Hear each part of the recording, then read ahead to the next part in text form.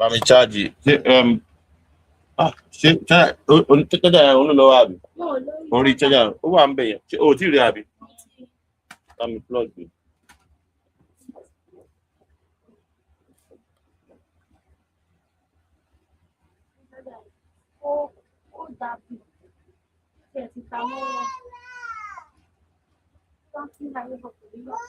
I greet you very powerfully. You're welcome to the live stream.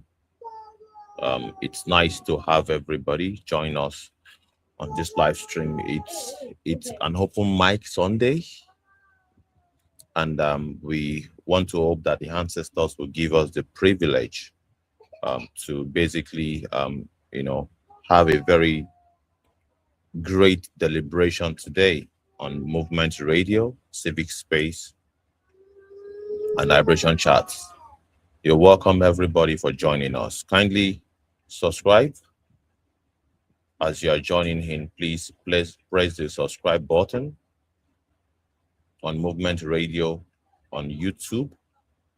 Kindly subscribe to Civic Space channel on YouTube.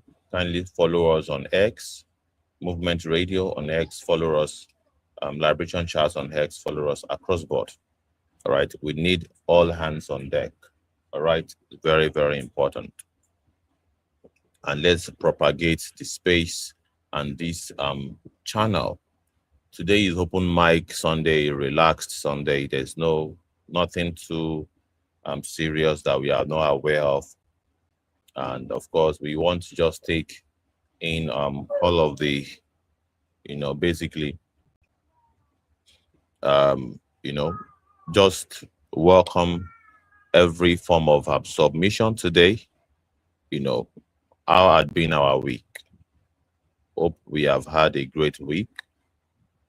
And share with us what had been your experience for this week.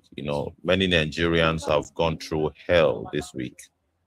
We've had so many houses that got burnt during the course of the week. All right, so many houses that got burnt towards the end of the week. So many things have happened.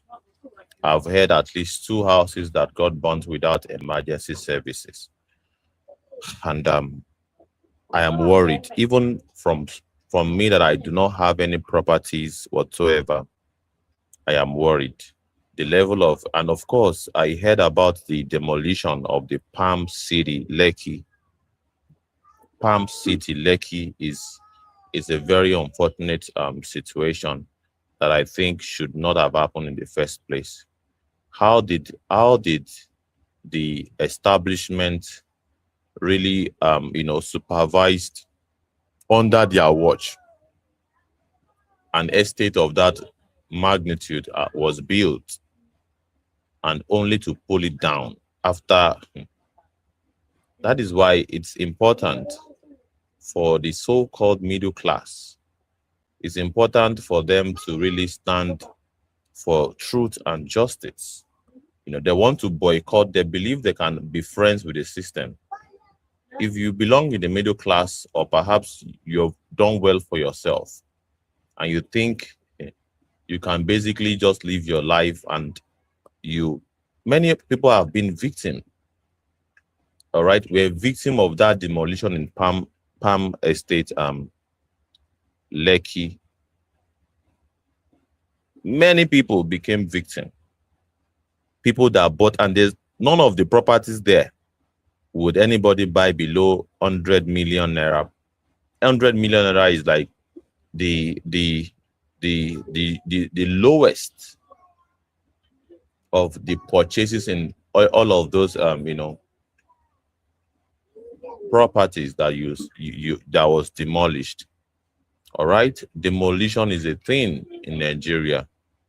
And of course, I think, let me see if I can get my hands on any footage on this demolition. It is very, very important that we discuss this, because this has affected the so-called rich people. For you to be able to buy a property of 100 million naira, for you to be able to afford to buy a property of 200 million naira, only for the system to demolish it. 200 million gone down the drain. All right. 200 million, 100 million naira worth of properties gone down the drain. All right.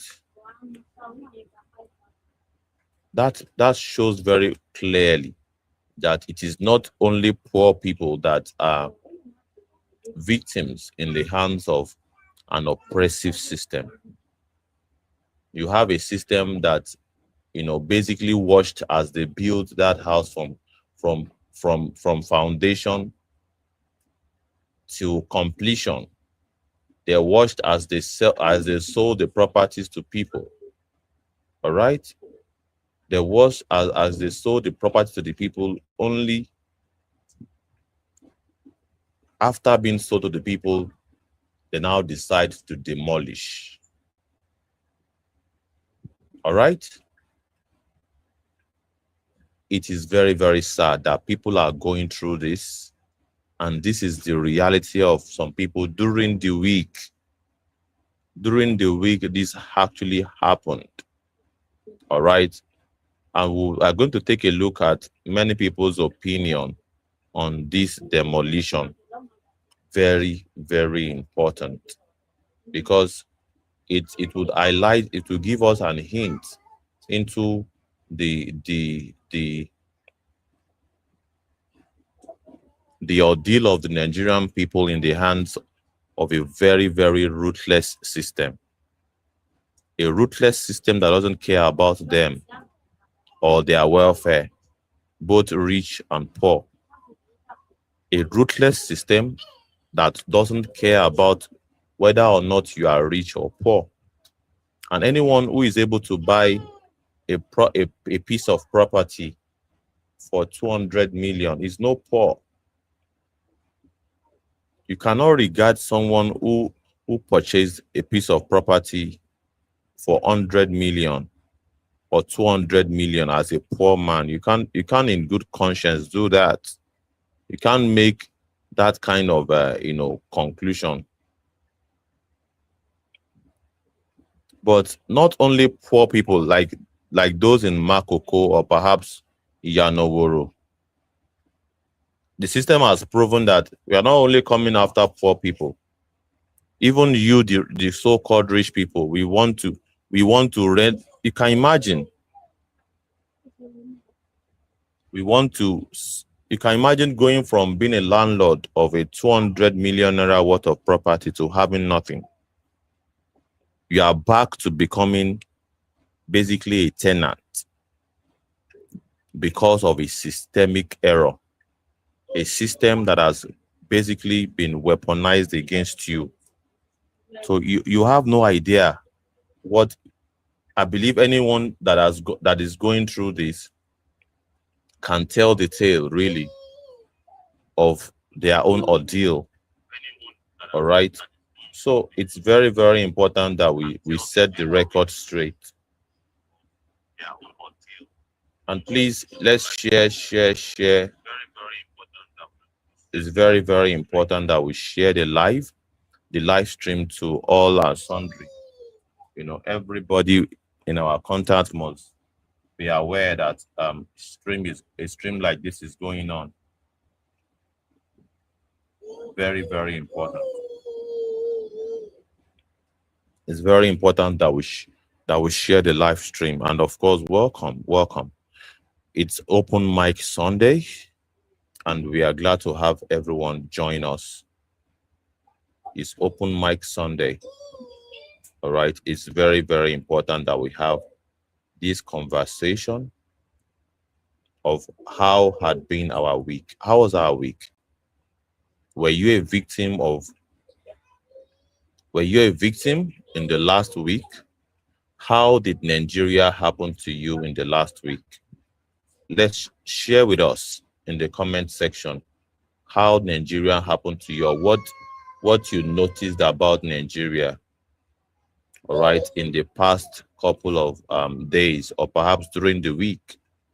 Today is open mic, and your media channel is here to basically give you the voice to speak. All right. We are giving you the voice to speak on Liberation Chats, on Civic Space, and of course on the Movement Radio. Let's have this conversation. Very, very important that we have this conversation as a Nigerian people. Let's have this conversation and let's discuss about how we spent our week. Let's have that discussion. Very, very important.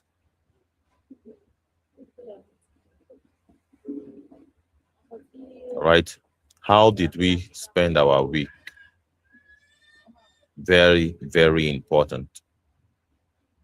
And what was the activities of the week? How can we learn from it? All right. How can we learn from not repeating history? And in what ways can we really, be a better people on how to react, how to respond to oppression? How do we respond to oppression? Very, very important. All right. I just want to do the homework of sharing the platform to all that needs to know. Is important. Where is Comrade?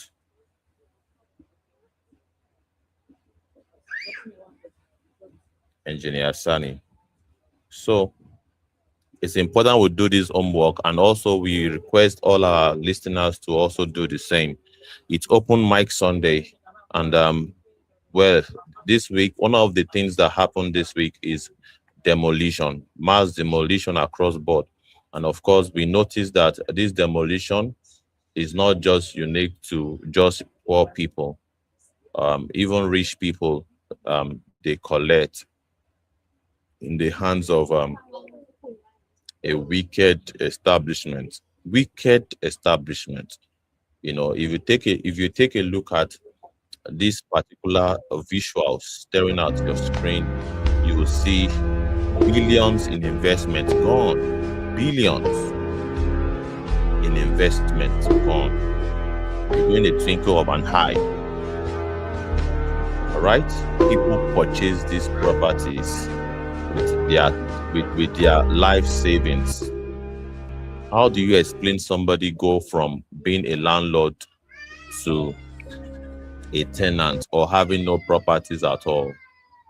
All right, it is very, very sad. This was one of the major highlights of the week, and I think it's important that we'll talk about it because owning properties in Nigeria has now become an extremely risky endeavor. These people that own this property would almost believe that, well, they have escaped the matrix. Some of them would not even stand up for our brothers and sisters in Makoko.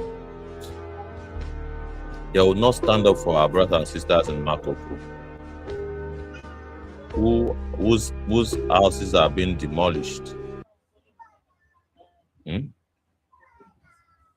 is very, very. It is a cause for concern.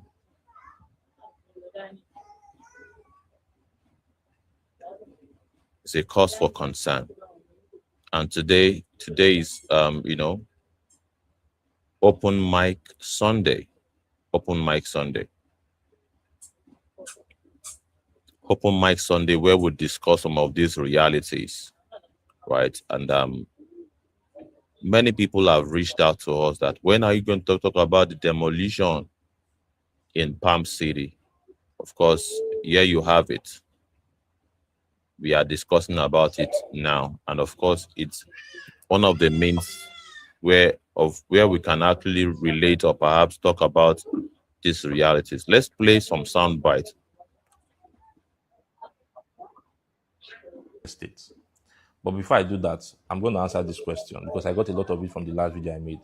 People asking why I didn't mention the name of the estate when I was warning people about buying into a certain estate in Ajah. Even though the few that had the initiative that approached me, I told them, but some of you want to be spoon-fed. Keep waiting there. Now, 3 reasons. The first one that is there's really no order in this country. There are certain rules and regulations that estate flouted. But I'm also aware that there is room for manipulation, alterations. People go pay bribes and then adjust those rules or alter those rules. Now, if I come out and say, oh, stay away from this estate because of this, and somebody goes behind and adjust that thing, I'll end up looking like a fool. And I'll mention one of them in this video. The second thing is personal relationships. Now, there are a few developers I'm very close to that are building there. Now, I don't support what they are doing, but at the same time, because of those relationships, I cannot directly attack their business. But I still went the extra mile of warning you people. So again, if you had initiative and you wanted to buy into an estate in Ajah and you watch my video, what your brain would have told you is, this estate I'm buying, whatever it is in Ajah, let me go the extra mile to make sure it is not this one this guy is talking about. You have 100 million, 200 million, 300 million. But anyway, the third reason is my own safety. Again, I know the issues with that estate and I know the people that are involved in those issues. So I cannot come and put myself in harm's way for something that does not really concern me, but I put the word out there. So again, if you had the initiative, you'd have gone the extra mile to do your own due diligence. Now, what is the issue, or one of the issues with Lekki Palm Estate? Look at this. This is a Google Map view. Do you see anything strange with this picture? This is Google Map view of Lekki Palm Estate. Are you seeing road leading into the ocean? Have you ever seen road on top of ocean before? 2-3 years ago, when I spoke about this estate, I did the same screenshot, but I posted it on my story because I didn't want it to go viral. When I put my location on Google Map will show me that I was on top of the ocean. If you drive a certain distance into that estate, not even far, put on your Google Map, it will be showing that you're on top of water. What does that mean? Developers have sand filled, far into the lagoon. At the rate they are going, there might not be need for Fort Mainland Bridge again because they're going to join Lekki Palm City with Ikorodu. This is Google Earth view. So you can see sand. So they are just sand filling and going. And I know that this illegal sand filling, see, Lagos State has the map of the natural boundaries of the state. And you can only get approvals within that boundary. Once you start to extend these things without official approval, you will not get approval on those buildings. And that's why they can come anytime and demolish it. So when I was warning people, I knew that there were no approvals for those filling. I don't know if they have it now. I doubt they do. But again, if you had done any out of due diligence, you would have found this out. It's very, very, very sad situation. And of course, this is coming from an expert that said he had warned people from buying that particular properties. But people wouldn't listen. But of course, you also have to take a look at, the whole idea of, the system basically looking at people as they build here in Makoko, as they develop such property. As you can see clearly with their goods, their property and everything. Why? This is not their decision or a choice. They are left with no choice due to the recent demolition happening here in Makoko. Schools have been demolished, houses have been demolished, life has been lost. And the crazy part is that nobody is really talking about this. This is supposed to be trending. This is supposed to be a viral story. People in Makoko are crying for help. There is no plan for them whatsoever. People are living with their children, little children, breastfeeding mother, pregnant women, living inside the boats, on top of the water. This is the craziest thing I have seen my entire life. Today, Sunday, 18th of January 2026, these people are still working. We don't have place to sleep and we don't have anywhere to stay. To help me, they should get house for us. The thing that they do is no good. I want they'll give us school and our houses. So you don't have where to live? No. Where do you normally sleep now? In this water. Government have demolished our house, so I'm not going to school again. We do not have anywhere to stay. I want a house that will be cheap, and school. I'm not have anywhere to sleep. I'm sleeping in kitchen, and all the family and my daddy, we don't have anything to eat. I need government to do for me now, and they should replace our school again, and they should give us house. gbogbo àwọn ọmọ kú àwọn ọmọ òráṣọwọ àwọn ọmọ oríbi tí wọn máa sùn sí ẹ ṣàánú wa o kó ṣàánú wa o kó ṣàánú wa o kó jọ o gbogbo nǹkan ti bàjẹ́ o àárín kankan àráṣọ ẹwo tí mo wọ̀ kò sáṣọ kò sí kankan gbogbo nǹkan ti bàjẹ́. ẹ̀rí pé fi ti skata ẹ̀wọ̀ olùkọ́ wọn kàn kó ẹ̀rí pé fi ti skata ẹ̀wọ̀ máa kó wọ́n ti kó máa kó ẹ̀ ní rẹ́jà jẹ́mọ́ wọ́n ti kó máa kó sí máa kó mọ́. The woman you see crying lives alone inside a boat where she sleeps and wake up. I'll be posting her full video and interview on my next post. ọ̀sẹ̀ méjì wọ́n dìbò yan ọmọ yẹn kú èèyàn àgbàlagbà tún kú wọ́n tún wọ́n ń parọ́ lókè pé kò sí èèyàn tó kú níbẹ̀ yẹn èèyàn kú ojú tó sì lọ. We were in church and we started hearing noise that they started demolition, putting fire on the houses. They were burning people houses. Burning people houses. They started like hearing voice, people shouting, crying. That is what about them when they stopped the war. And when they stopped the war, these people did not stop. The next day they started demolition the houses. You're welcome, everybody. And people now live inside boats here in Makoto. Above this is the reality of our people. You know, we are just taking a look at the highlight of the week. And today is Open Mic Sunday. You're welcome, everybody. Komida Dege, you're welcome. Engineer Sani, please, you're also welcome. It's nice to have everybody join today's Open Mic Sunday. And of course, this is highlighting the reality of our people during the week. Basically, pretty much how the system have a way of going after its own people, whether rich or poor. And of course, look at this and compare with also this, reality that is also befalling the so-called rich people. These are poor people. But before I've also played this particular video affecting even rich people among us. Can you see this? The caption says billions in investment gone. Billions in investment gone. That is what the caption is saying. And of course, as this is affecting rich people, is affecting poor people too.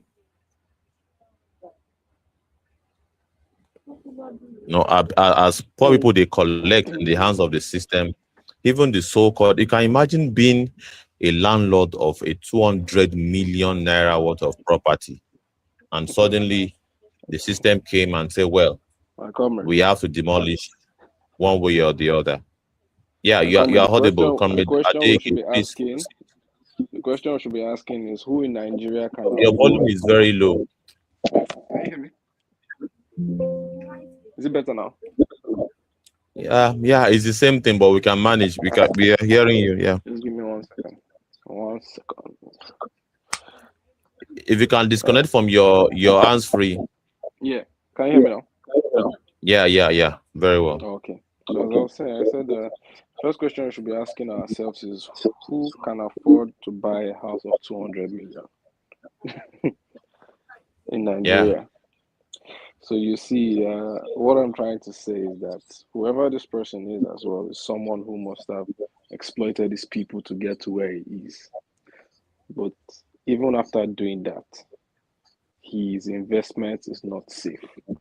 So basically what is happening in this video is that we see a wastage. Money that was exploited and extracted from the people, gone into building all these houses have now been destroyed. This is stolen money wasted. Basically, stolen money wasted, right? And when we proceed further to analyze the situation we're in, or the system we're in, it shows you that nobody is safe. Nobody is safe. And all of them know that. All the people who want to operate in the system know that. So that's why you see them always scrambling to be at the top. Because the higher you go in the system, the safer you are. Anybody in this system is dispendable and expendable at any time. Whenever the system wants to eat you up, it will just eat you up. And these people have created the system just so they can enjoy the top, and then the people at the bottom will just be suffering so that they can be having the best in life.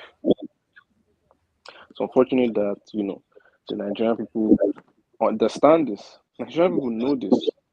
They know this.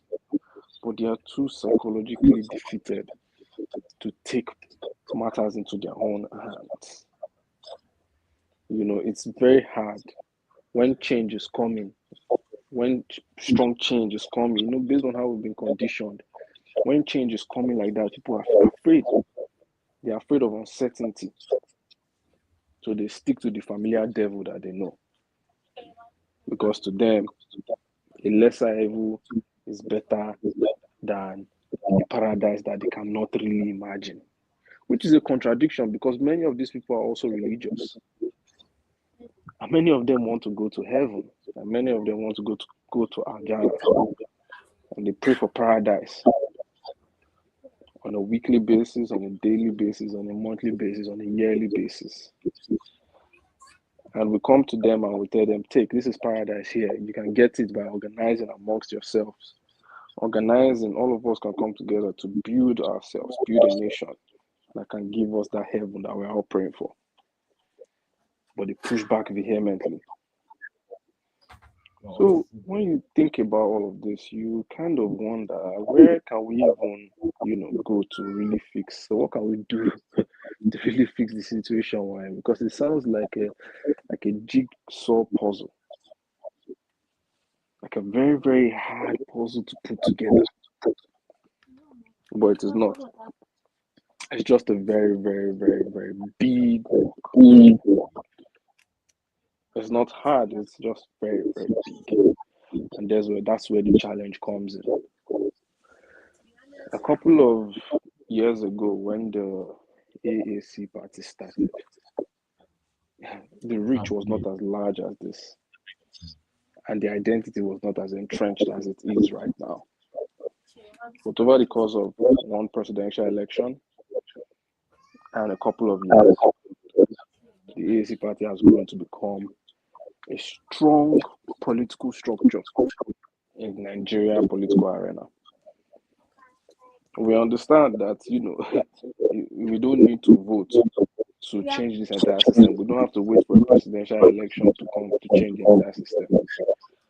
But we will not keep ourselves docile and away from politically organizing the people. So we are here once again to educate you on the situation happening inside Nigeria, to bring the truth to your face.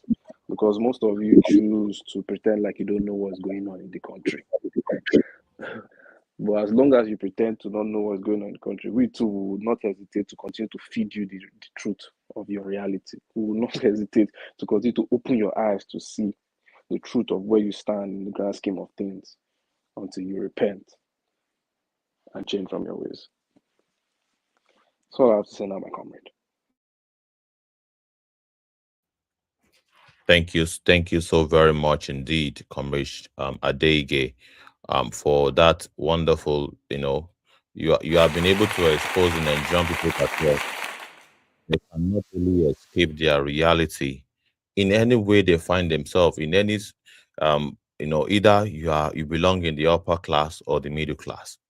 You know, Nigeria will have, if you are running away from your reality and you think you cannot, you are invisible. For instance, you know, all the rich people, so-called rich people that benefited from the rigged system, they have been able to, you know, thrive inside this dystopia called Nigeria.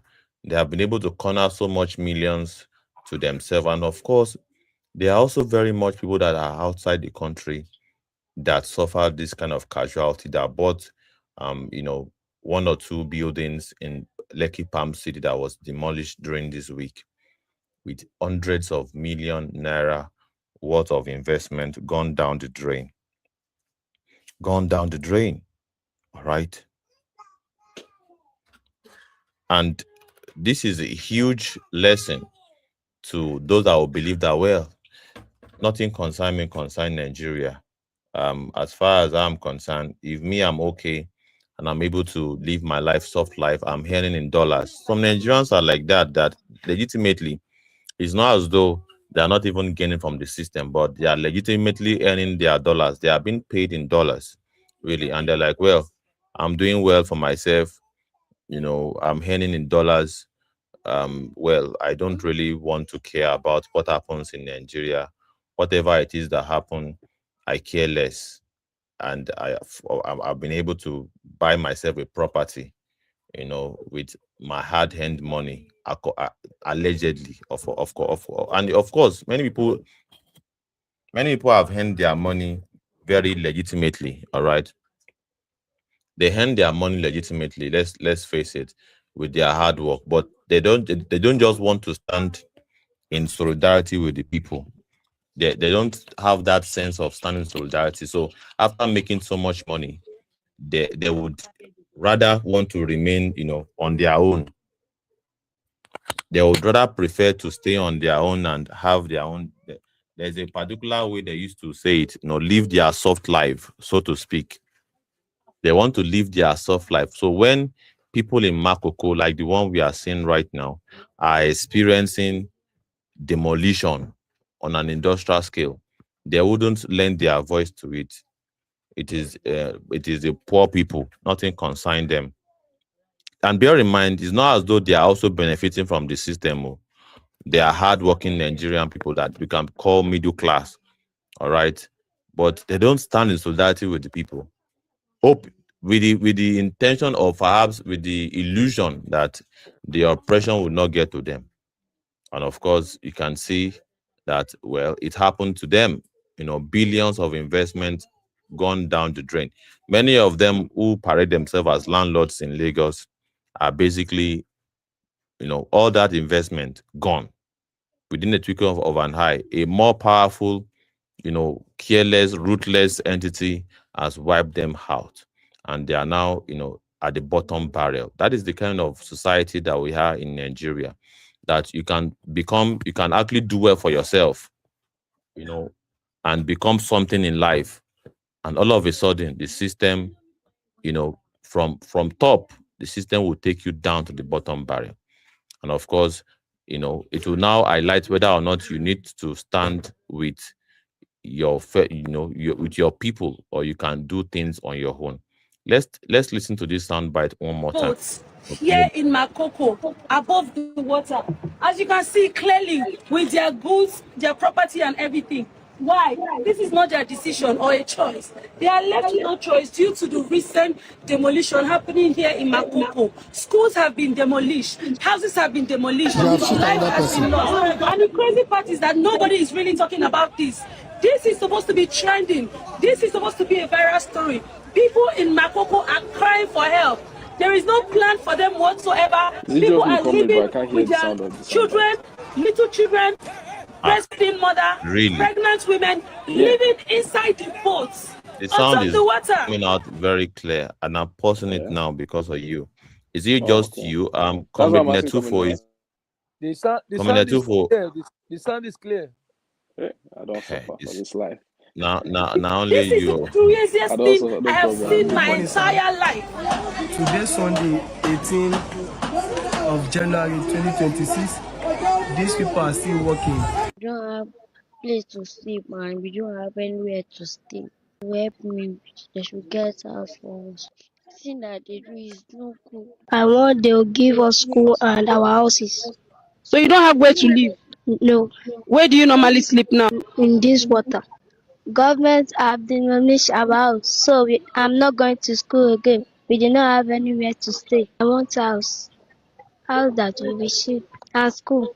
I'm not have anywhere to sleep. I'm sleeping in kitchen, and all the family and my daddy, we don't have anything to eat. I need government to do for me now, and they should replace our school again, and they should give us house.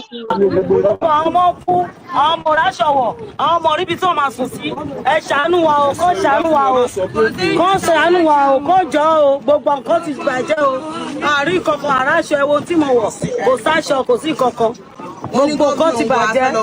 Ẹ̀rí pé everything scatter ẹ wo olúkọ wọn kàn kó olúkọ. Ẹ̀rí pé everything scatter ẹ wo máa kó. Wọ́n ti kó máa kó ẹ ní rẹ́jà jẹ́mọ́ wọ́n ti kó máa kó sí máa kó. Woman you see crying lives alone inside a boat where she sleeps and wake up. I'll be posting her full video and interview on my next post. Ọ̀sẹ̀ méjì wọ́n dìbò yan ọmọ yẹn kú èèyàn àgbàlagbà tún kú wọ́n tún wọ́n ń parọ́ lókè pé kò sí èèyàn tó kú níbẹ̀ yẹn èèyàn kú ojú 20 lọ. We were in church and we started hearing noise that they started demolition, putting fire on the houses. They were burning people's houses. Burning people's houses. It started like hearing voice, people shouting, crying. That is your abandoned. They want to stop the war. And when they stopped the war, these people did not stop. The next day they started demolition houses. All right. Yeah.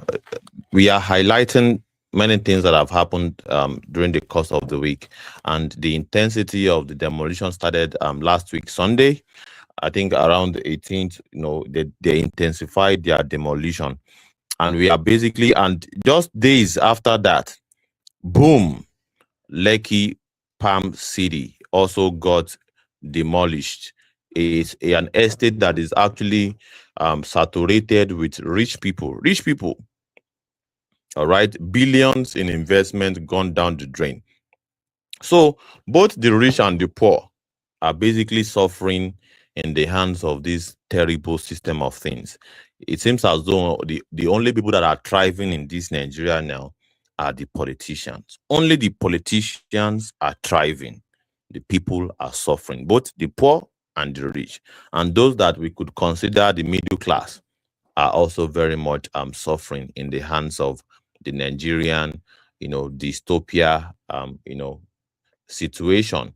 The Nigerian nightmare is happening. How can you be a multi-millionaire, and you basically work throughout your lifetime to have or to actually get yourself a very neat, property? All right. How can you be a diasporan and after working for years, you decided to invest in the Lekki Palm City, in Lekki, and one day the government just wakes up and say, well, I think we need to demolish these properties for one reason or the other. So where is the safe spot really? For the poor or for the rich? Where is the safe spot? Where who checks and balances or perhaps checkmates the activities of the government? Or we are having a situation whereby these people just can do anything that they like and get away with it? Do we really have what is called rule of law in Nigeria? Let's pass the mic to our speakers. We have Comrade Netufo join us this evening, and we also have Comrade Sani join us. Please, let's have this conversation. And of course, this is one of the highlights of the week. Today, it's Open Mic Sunday. Open Mic Sunday, where we highlight all of the activities of the week, what happened during the week. And one of the issues that happened during the week is this mass demolition that took place in Lekki, and of course what had been happening also in Makoko. So the government is basically going unhinged right now, just eating everywhere. Both the poor and the rich are basically hearing it in their hands. Look at these people. You cannot build housing unit for the poor people, and they succeeded in building something for themselves on the lagoon, where it is actually very impossible. They made it possible to build on it. All right. But yet the next thing that you could do is not to even resettle them, to find some other place that you can say, okay, you guys should move to this place and settle there. All right. For one reason or the other, the government do not want you to keep being here. Nothing of such. Just want to displace and render people homeless. Thousands of people homeless. So let's pass the mic. Comrade Netufo, are you there? I have anywhere to stay. To help me, they should get house for us. Seeing that they do is. Comrade Netufo, are you there? Yeah, I'm here loud and clear, Comrade. Yeah, please proceed with your submission. This is one of the sad realities that befell Nigerians during the week, this past week. What would you have to say? The demolition of houses of both the poor and the rich by the Nigerian, mafia organization in power. What would you have to say?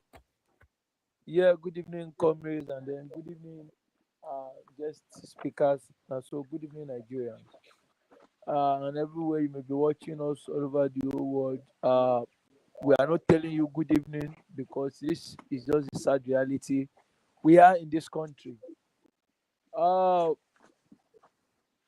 don't want to say I'm happy for what is happening right now when it has to do with the Lekki people, because I will come back to Makoko, but I think I need to speak directly to the Lekki people. Some years back, I could remember somewhere around Lekki Toll Gate when we went for NSAS Memorial, when police were shooting randomly, we are trying to run. People living in that area are the ones pointing comrades to police for them to be arrested. Sometimes the way this country, the way this world works, it's like you will always expect that things cannot happen to you, Nigeria cannot happen to you. So my brother, to people in Lekki, but I am very sure, this is what I am very sure, if they've done what is right, mass mobilizing, encouraging the youth to know how to fight for their rights, things like this may not have occurred, because then there will be tension. These people are conscious. They are ready to mobilize. They are ready to support us with everything to come to the street. But I can tell you, most of these people you are seeing in Lekki, you understand? They are part and parcel of the government.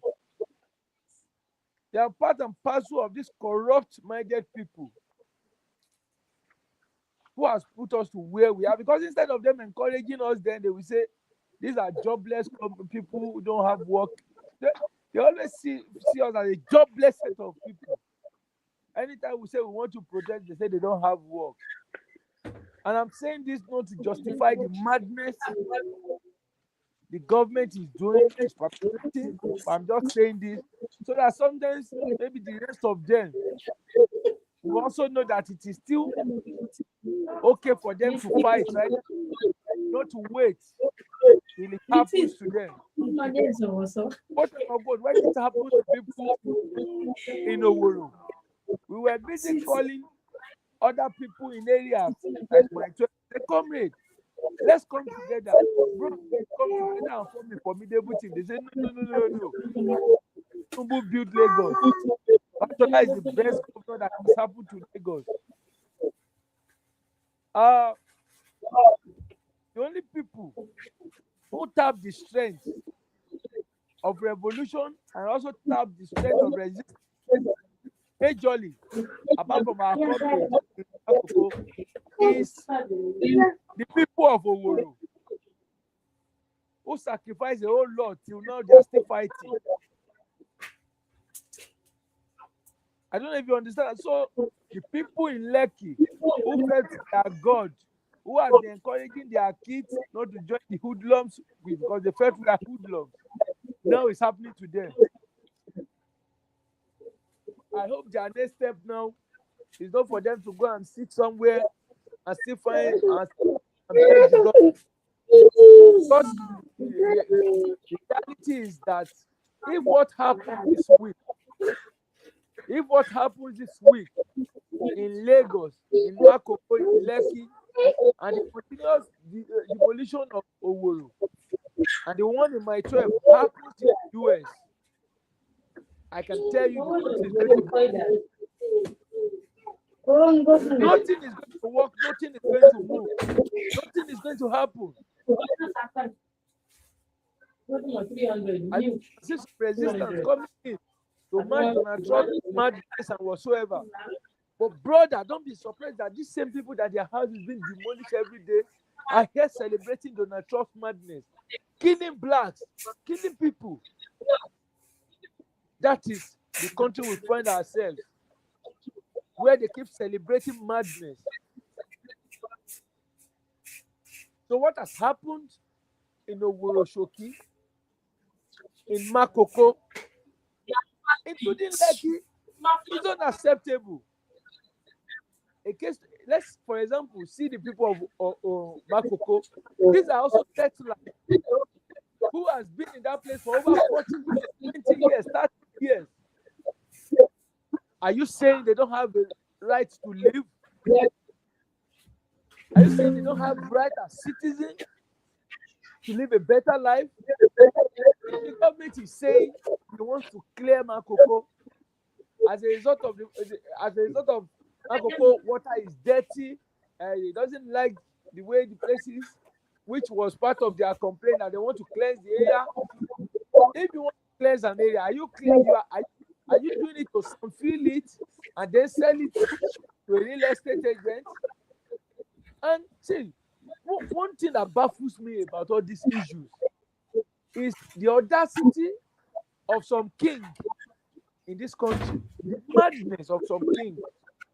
But the government also, they tolerated all these things. So, for example, the king in Owerri, who for years has been in charge of that land, collecting money from those people, selling the same land they are not taking away from them. No, they sold it. You will see the Omolile will come every 2 months or 3 months. They take money from these people. The king will also give them tickets. And now, is this audacity for me that the king now comes and stands up by saying it's part and parcel of those people who wants to take the land again, the same land that most of these people has the receipt.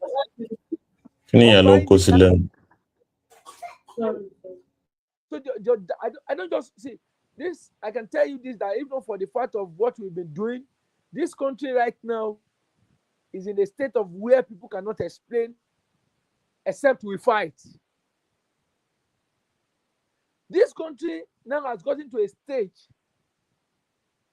where we cannot continue this madness from Oruworo to Lekki, from Lekki to Mile 12, from Mile 12 to Makoko. You cannot displace people without providing where to stay. These are government who has been blindfolded, who has been deaf for years in building mass houses in case of issues like this if they arise. The same, what are we saying? Is it the same government who went back to hijack the same mass houses that Papa Jakonde built to take it for themselves? The same government. These are governments who don't care about the people, neither anybody likes it or not. These are governments who has failed their generation before. They are still failing the generation on board. And if care is not taken, if we don't fight, they will continue to fail forever, because what they want to do is an installation of their son, their grandson, and so that they can take power. Exactly what is happening in Uganda, so that the president who makes his son a defense minister knows what he's doing. So these are where we find ourselves in this country. And I can tell you this, that if our people are ready, we are going to rise. If the people in Owerri and Makoko rise up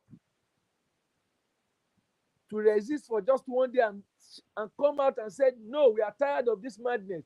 If you can hit the interviews, in short, I understand what education has done to most of these people in Makoko. This is not to abuse anybody. But the fact that somebody is destroying your house and the best you can still say is to beg him. APC last year, we are APC members, so you should not destroy. You are an APC member. Your house is being destroyed. You are an APC member. You are now an homeless human being. You are still begging the mad people who make you homeless. Is that not madness? And this is where the madness of our celebrity now comes in. Because you cannot see anything in this country now without talking about the stupidity of most of the celebrity, who some of them has run away from this country to relocate in the US. Some of them are looking for a way to run because they know it's not easy right now. They know we cannot continue like this. These are people who has been backing the government behind. And see, for example, a case study is this fight happening between Wizkid and Davido and Seun Kuti. Seun Kuti have been speaking before today about this madness happening in this country. If Wizkid can manage to tweet to say we are tired with this madness happening in Makoko, our people are dying. Do you know how many Gen Z who will channel their energy to what is happening in Makoko? But instead, they are instrument of the government. You understand? To destroy this country. Because they've been used already and they will continue to be used if the youth who claim they are Gen Z still believe in people like Wizkid, who still believe in any other celebrities. Because they are the ones destroying this country. Pastors, celebrities, imam, afa, whatever you may call them, politicians, they are the ones destroying this country, and we must rise up to fight against this. Thank you, comrade. I'm still here with you.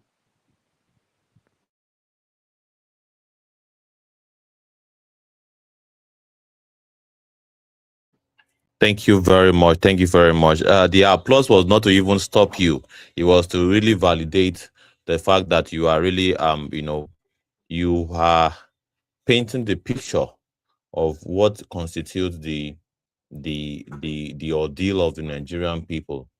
You are basically speaking the heart of many Nigerians who are not able to speak up for themselves right now. Many Nigerians are very, very much, they are broken. They are broken. They don't think that the next thing to do is to challenge a system that has been orchestrated to really render them useless. A system that is orchestrated to really take them out, like literally. But you are basically speaking their mind. And that is why it is necessary for us to applaud such statements, such submission that is yet towards speaking the minds of the people. As poor people, they cry. Now rich people self they cry in the hands of this crooked government. As poor people they cry. Now rich people self they do it and they cry. Let's take a listen to this sound bite, please. Many people they misinterpret the message about the demolition, so I got archive to come here in person to explain better. You get why? Not be say the estates are bad estate, nothing to the estate. Lekki Palm Estate still remain one of the best estates to buy property. But the problem is say some developers will cut corners, say get me, or your property gets structural error or structural default. For instance, now see this one now. You see how this house they bend. Say get me, thereby endangering the life of people who say for this property. That's why Lagos State go get demolition to protect the lives of the people in that property. You get why? You see all these properties they have nothing to do the property. Nothing to the property because as long as they build and well, nothing go do and nothing go touch and you get why. Not be say the land, Lekki Palm, the land get problem, nothing do it. Check me. But as a result of structural error, structural default, and they always they talk about before. Many of them they look my video less. And they say for real estate, I be like prophet. Anything I prophesy, it can come to pass. You get why? You see, this one now, it don't bend. That is why this one now they can't come down. This one now the same thing. It they bend. That's why the same thing. You see those ones, nothing to do this property because all of them are good. So any property, as long as the property not get any structural error, Lagos State no go demolition. Now when we say you get structural error or default, now make Lagos State call demolition. You get why? If I don't say but why did the Lagos State government allow them to build if they have a contract error? Because this guy seems to be like an influencer that is quite passionate about whether or not it is a government error or the error from the developer. Why would the Lagos State government give the license of the developing or development license to quacks that built rubbish. And of course, why wouldn't they supervise the quality of the building materials, the quality of the structural integrity of the house, the professionals that will be involved, how the house is being built? There's literally an agency of the government that really that is their mandate to monitor stuff like this. So after that, they don't build finish. Now Lagos State government can't see say it is there's need for them to bring down the house. Basically, medicine after death, pretty much. But well, starting from the developer to the government to the buyers of this property, everything indicates areas of concern. Areas of concerns that really pictures the kind of society that we find ourselves in Nigeria. When you have people that are very, very much, involved in real estate, that is basically building a very strong, well built houses, estates that is being built by bricks, that is taking into cognizance the structural integrity of the building. Nigerians, who want to invest would not pay attention to such ones. All right. And we are going to blow the trumpet of some of these, very genuine quality real estate developers, not the quacks. And of course, whatever your eyes see in the hands of quack, you take it. And of course, the Lagos State government also, the fact that they are basically supervised the building of all of these properties, then after this is like an afterthought or perhaps a reactionary, situation going on here. All right. And to many Nigerians who really want to invest in real estate, we will bring up and will recommend to you before the end of this show those that you should be contacting. All right, not quacks or perhaps those that will get you into trouble. All of these investors now, all their money is going down the drain. Is going down. 200 million, 100 million, 150 million going down the drain. Just because we have a systemic issue, both from the government and from the real estate developers, and even those that claim to be buyers who would not do their own homework to see, real estate firm or organization that is actually have a track record of quality, a track record of, the legit or valid documents. These are very, very important. But well, what do we know? And of course, on this platform, we are very, very much open-minded. I have not seen any comments yet, and we have over 44 people joined in the live. Let's pass the mic to other speakers. I have Engineer Taura, Comrade Sani, and of course, Comrade Adege. I think let's allow Engineer Sani to go first. Are you there, Engineer Sani? Yes. Yeah, please proceed with your submission. Yes, What would you like to say about the recent wave of demolitions of both the rich and the poor?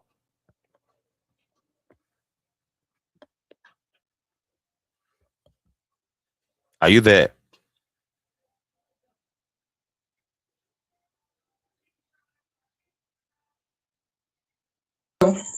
Engineer, we can't hear you. Hello. Engineer, we can't hear you. Are you there? Yes. Yeah, we are with you. Yes, I'm having problem on network since. Yeah, you are audible now. All right. So actually, this problem is happening in Abuja, and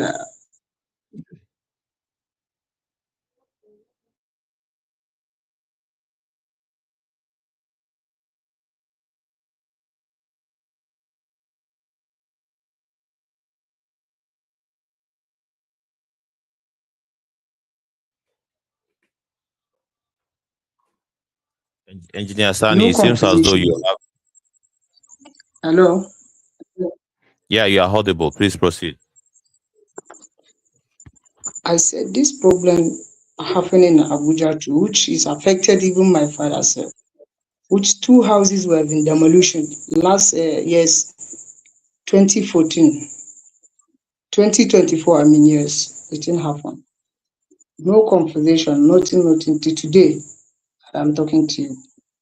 Will this thing happen under this current administration of Bola Ahmed Tinubu? So this is very very unfortunate. A government that's supposed to give, but they are the one that are doing this kind of stupidity to the masses of the country. That is very unfortunate. So that is it.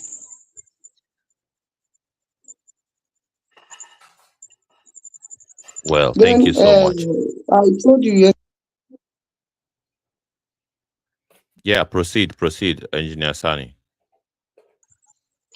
Hello, are you with me? Yes, we are with you. All right. You know, we went out.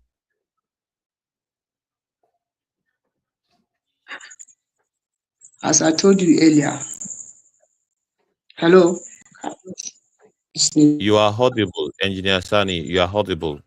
Can you hear us? I'm audible, right? Yes, you are audible. So, you know, I was contacted by.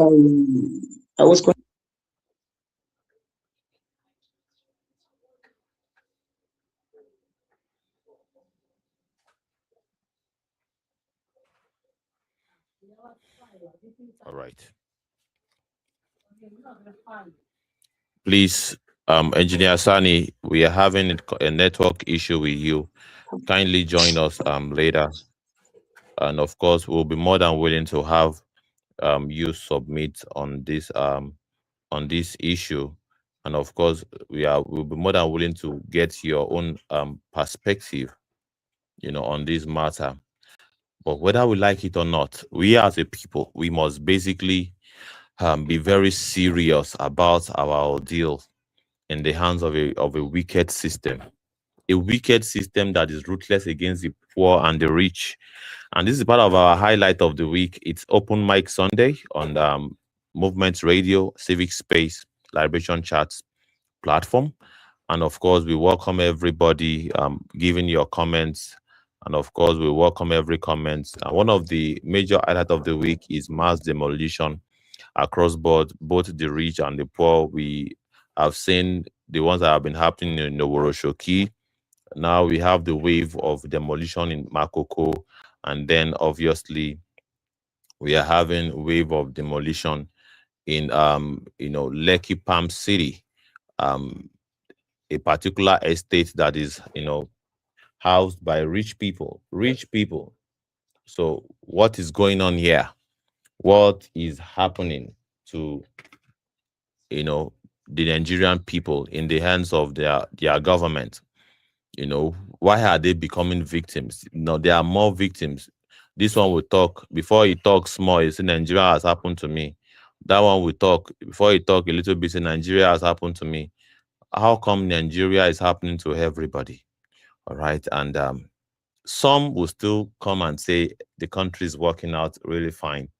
There is nothing wrong with the country. Everything is working out just fine. There's no cause for alarm. Don't you think someone who has invested, I'm not looking at, according to some commentators that, well, it is because of document error. That is why houses are being demolished, and of course, well, let's take that word for it, that is indeed a document error. But the whole thing is shredded in secrecy. All right. What is the government saying about their major reason of demolishing these properties? What is in fact, there's a particular interview, or perhaps an expose, where the reporter says they reached out to the authorities, but the authorities, this is the particular one I'm talking about. If the marker has been shifted, not stop there, it has moved over 200 set back from the power line. Why is the government demolishing these houses? They say it's for safety reasons. This is the bone of contention. The flag post marks a 100-meter setback from the power line, a boundary which the government says it has repeatedly warned residents not to build beyond. But as you can clearly see, the demolitions did not stop there. It has moved over 200 meters away from the agreed marker, raising the questions if the marker has been shifted.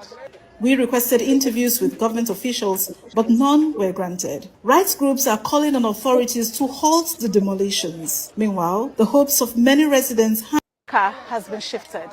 We requested interviews with government officials, but none were granted. Rights groups says the requested interview of government officials, but none has been granted. And do not forget that she also highlighted the fact that there is a particular margin, all right, starting from a particular point in time, that a particular position where people should not build above that particular junction, and people really build above it. But if you are saying you are demolishing because they infringed on that rule, why not stop at the very mark where you said they should? This is their their privilege. This is where they can build beyond. All right, this is their limit. You stop there, but it seems as though they are demolishing the whole thing up until 200 meters. And they are, this, according to this report, they are even asking the government officials to come and give a statement.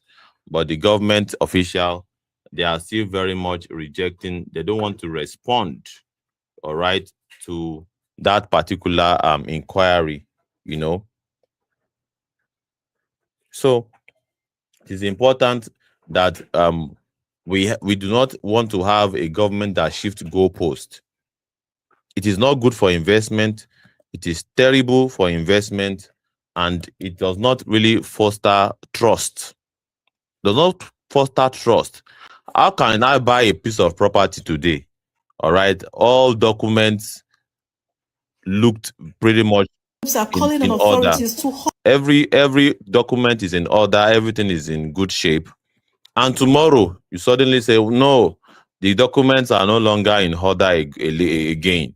We will have to demolish your property after investing hundreds of millions of naira.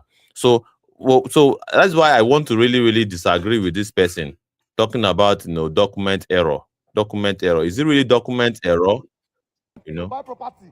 But the problem is some developers will cut corners, say get me, or your property gets contract error or contract default. For instance, could it be contract error or document error, or perhaps the government shifted goalpost? Because this is a very complicated issue. And of course, it is not complicated if you can simplify it by the fact that there is a building regulatory agency.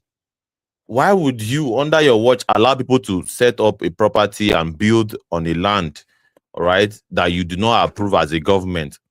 You do not stop them at that point in time. You do not enforce the law at that junction. You saw how their structural integrity is somehow faulty. You did not call it out. You did not stop them. Now that they have already built the house, they're now jumping into the picture and saying you want to start demolition. This is the kind of systemic issue that we have been talking about. A system that would not even allow that is reactionary. It's not a proactive system. For instance, you can see houses being burnt everywhere. Everywhere you look now, houses are being burnt. There's at least 2 fire incidents this week. One in Mile 12 and another one in another one we understand happened in Alagbado or so, that I saw by myself. No fire service, no emergency service, nothing. And properties worth hundreds of millions destroyed, just like that. Yes. Thank you so much, Comrade Ingenious Abe. And of course, if you were to be serious about investing in real estate, contact Engineers Abbey. Abbey Homes and Properties is what we are going to recommend to everybody. All right, reach out to us if you are indeed serious about property or having a property in anywhere in Lagos or Nigeria. These are the people that will do their own work, and of course, they work with the best of the best experts in the field. All right, and they do their own work. This is not to say that the government also do not have their own rigmarole. No, government shifts ground, and of course, even I understand that, you know, many investors along the coastal road also suffered this shift in goalpost. All right, government shifts goalpost a lot, but if you are going to invest in real estate, you've got to be extremely selective. And of course, if we are going to, and of course, we are not here to just make noise about the problems without providing solution. We know a real estate company that knows their onions, and of course, they do their own work before they develop any place. And no government can accuse them of any quality control issues. And of course, judging by what I'm having here, Lagos State LASG agencies, Lagos, were supposed to supervise the construction stages to spot issues before demolition in the end. Of course, yeah. I see if I knew. Of course, I knew that there are agencies that were supposed to really, really look into and basically micromanage from start to finish the activities of any developer. I know that. But even with what I'm seeing in my own area, all right, real estate developers would just build nonsense. They will build absolute rubbish. At some point, you will see the supposed agency will come and mark stop work. All right, even before it gets to any major stage of the construction, maybe perhaps at the level of foundation, they will come and barricade the place and say stop work. There's a reason why they say stop work, because of safety reason, regulatory reason. That should be the end of it, stopping work at that point in time. No be say after your officials don't collect bribe, they refuse to basically supervise the project. They don't build the project finish. They are beginning to sell it to honest-hearted Nigerians. The job of the orientation agency was supposed to sound the alarm to potential investors that we have already marked so place. So because of they did not meet with the government requirement. These are some of the homework that they should have done before demolition. But they did not do this homework, but they want us to believe that it is those that bought the properties that we should really, we should blame. We should blame them for investing. And what does this say about investors, in that wants to come to Nigeria to invest in real estate? This is giving them all of the red flag that Lagos State and Nigeria is a very terrible place to invest. This is what it means. Even if the developers are crooked people, the fact that you have a system that allows such developers to thrive is enough signal for any serious investor to say, no, I am not going to invest in Nigeria. All right, Makoko land is already sold to the highest bidder real estate company. Wow, really? Makoko, we are hearing now that some of all this demolish that is going on, demolition above the setback that they said the locals, violate. They are beginning to demolish way beyond that setback. And with the look of things, with the evidence staring at us in the face, they want to sell these properties. They want to sell the people that they displaced land or perhaps their space to the highest bidder. All right. Thank you so much, Comrade Godwin. I would project all your comments in real time now. Anyone who values his money, thank you so much. Anyone who values his money should not even think of building anything in Lagos, because the Lagos state government is the greatest scam on earth, according to this comment. After they have already approved your building, the comment continues. All right, they will still deny you demolition. They will still deny you when demolition starts. Until one person from the Lagos state government is used as a scapegoat, they won't stop this rubbish they are doing on Lagos state, wasting people's hard-earned money, I presume, hard-earned life savings because of their greed. Yes, I agree with you. Absolutely. Absolutely. Absolutely. Many people that are investing in real estate now, they've got to, go the extra miles to ensure that the land that they are acquiring is actually legit and get all of the paperwork. And of course, get all the needed expertise to build the house. And that is not even a guarantee that the government will still not, infringe or perhaps cheat them in the process.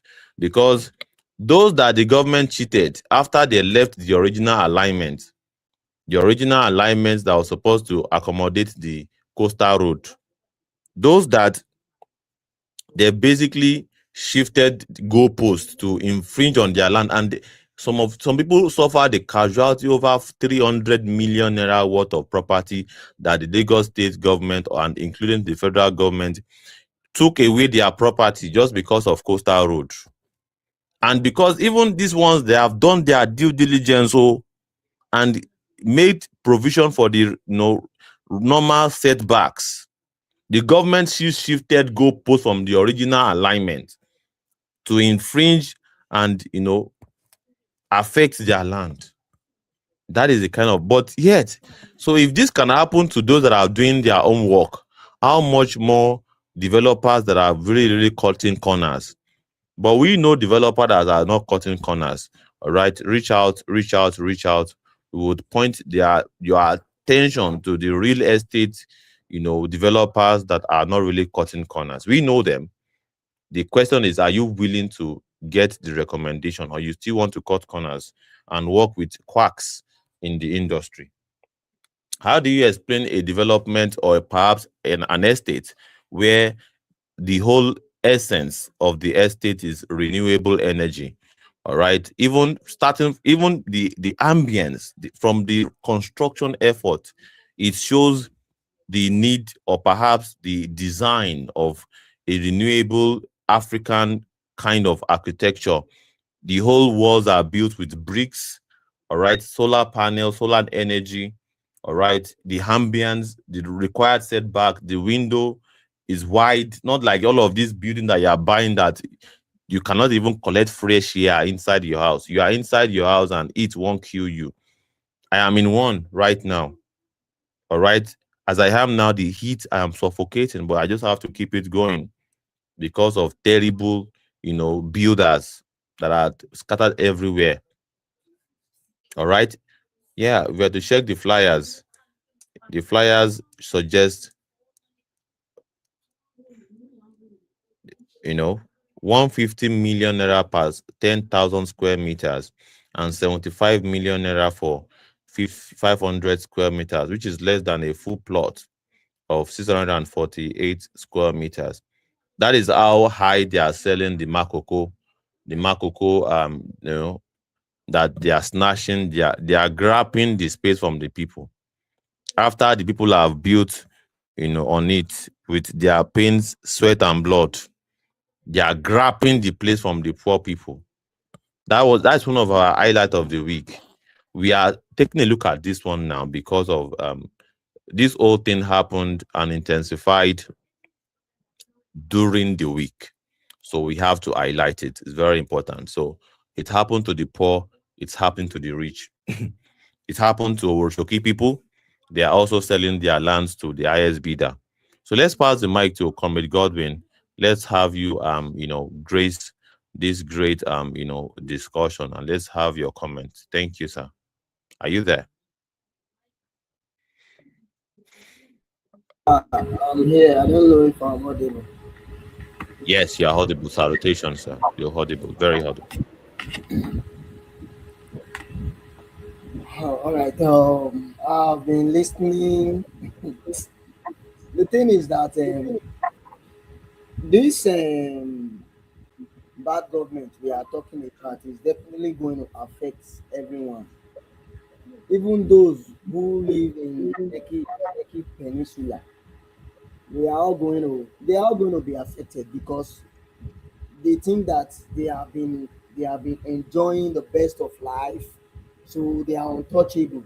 You understand? So, and the Lagos State government is one of the greatest scammers I've ever seen because there is no how anyone can put home in Lagos without the knowledge of the local government or the state government. It is impossible. They are the one who approve the land for building. Even after building, they are the one who does the approval. So you will still be surprised that the same government will deny you when demolition starts. I've, I have a friend who lives in Lagos. He is an immigration officer. He is from Kogi State. So that was in 2019. He took me to his site in Aja.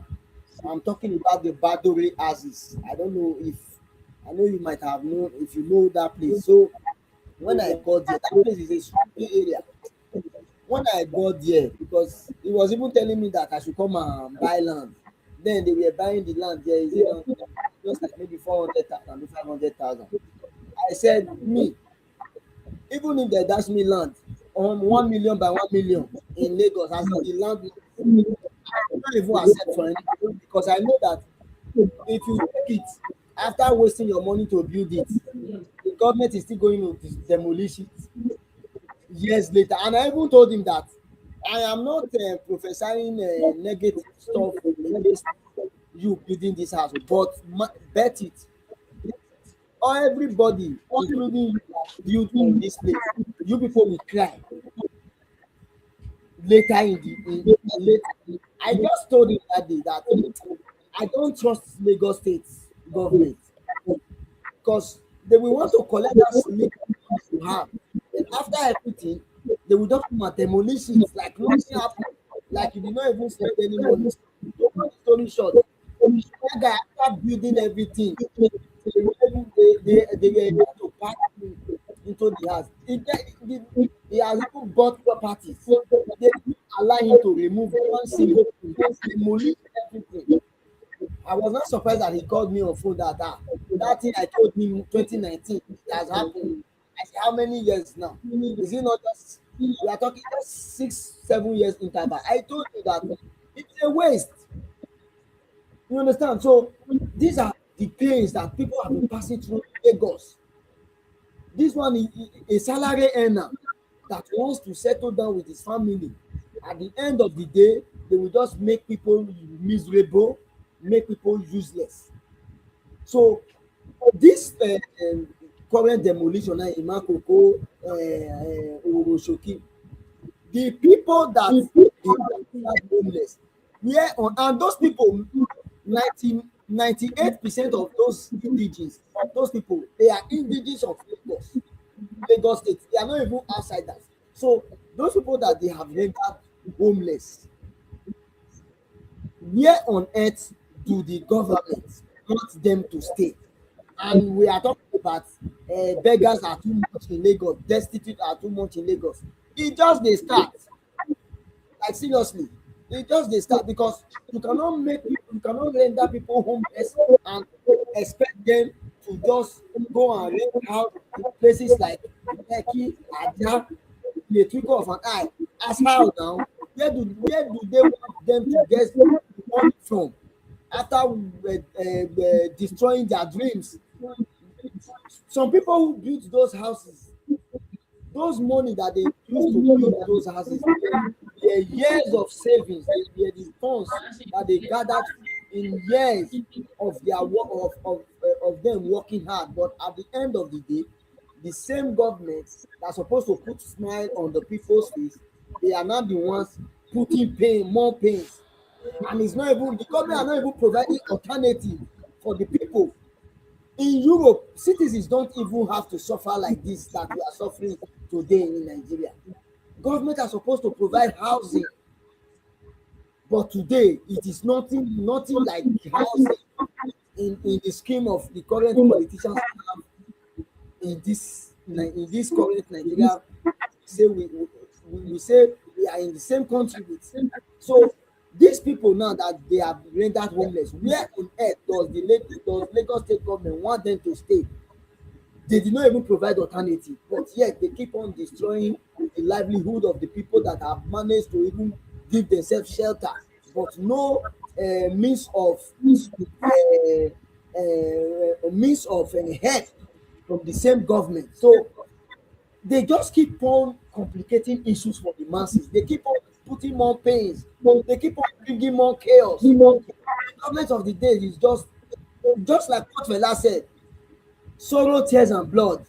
That's what they know. The devil came to steal, kill, and destroy. That's what the present government in Nigeria. It's not even only in Lagos. Are doing. They keep on giving more and more pains to the people instead of trying to ease the pains of the people. So, how are we going to continue in this monthly? Because I always call it months of confusion. The only way we can stop this recklessness and lawlessness is for all the oppressed people. Because the people in Oboroshoki right now, the people in Oko that they are rendered homeless, supposed to channel their energy and say, okay, enough is enough. Enough is enough. We can, because by the time you keep on empowering these same people that are putting pains into power, your pains are going to multiply in the next coming years. So how do we have to stop these small things from happening? It is for we, the people, the oppressed people, need to come together. We need to organize ourselves. The oppressed people, we are not at number.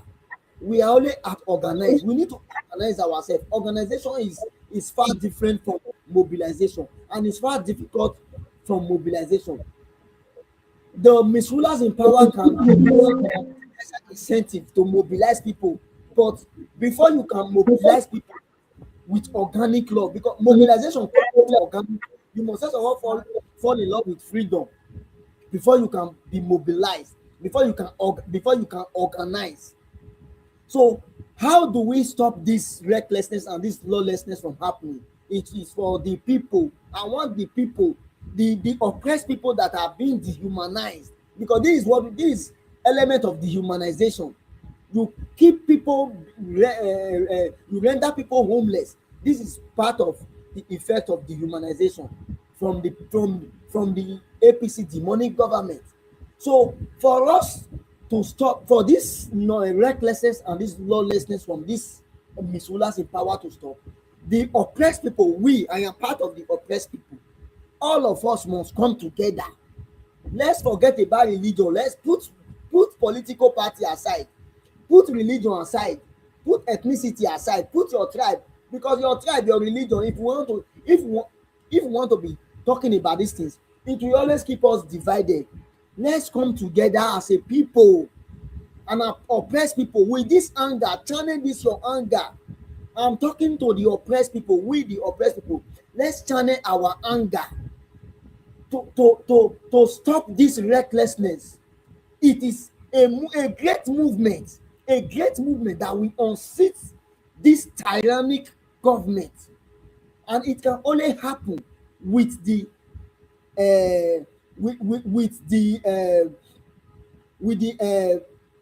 knowledge of the majority. This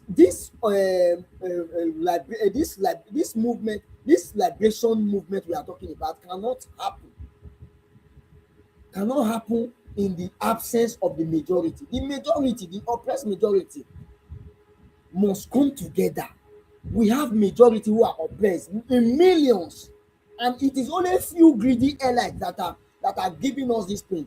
The majority must come together and channel this our energy, this anger, and put it into workforce, into a movement, because the power of the people is far greater than the people in power.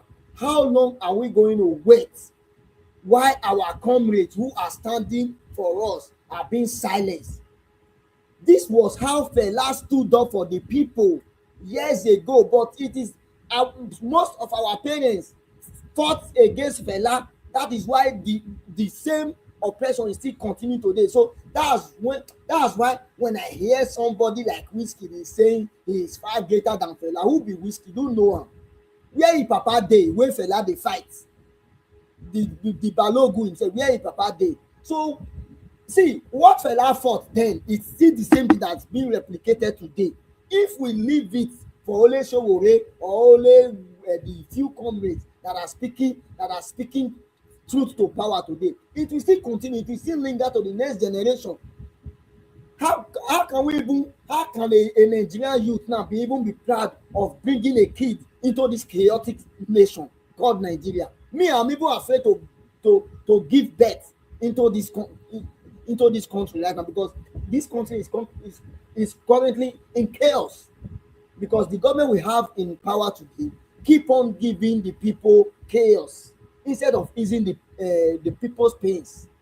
So for us to stop this rubbish from happening, the people must come together as an oppressed people. That's what Malcolm X said, that we are not at number, we are only at organized. The day the people realize that the power of the majority, me and you and the other oppressed person, is far greater than the few stupid elites that are ruling us, that is the end of the misrulers in Nigeria and Africa, across Africa. Africa said that there's something called AU, Africa's Union, but yet, are we really united in Africa? Are we really united? As an African, you will have to get visa to travel to your own fellow African country. Is that one not stupidity? We are still being ruled.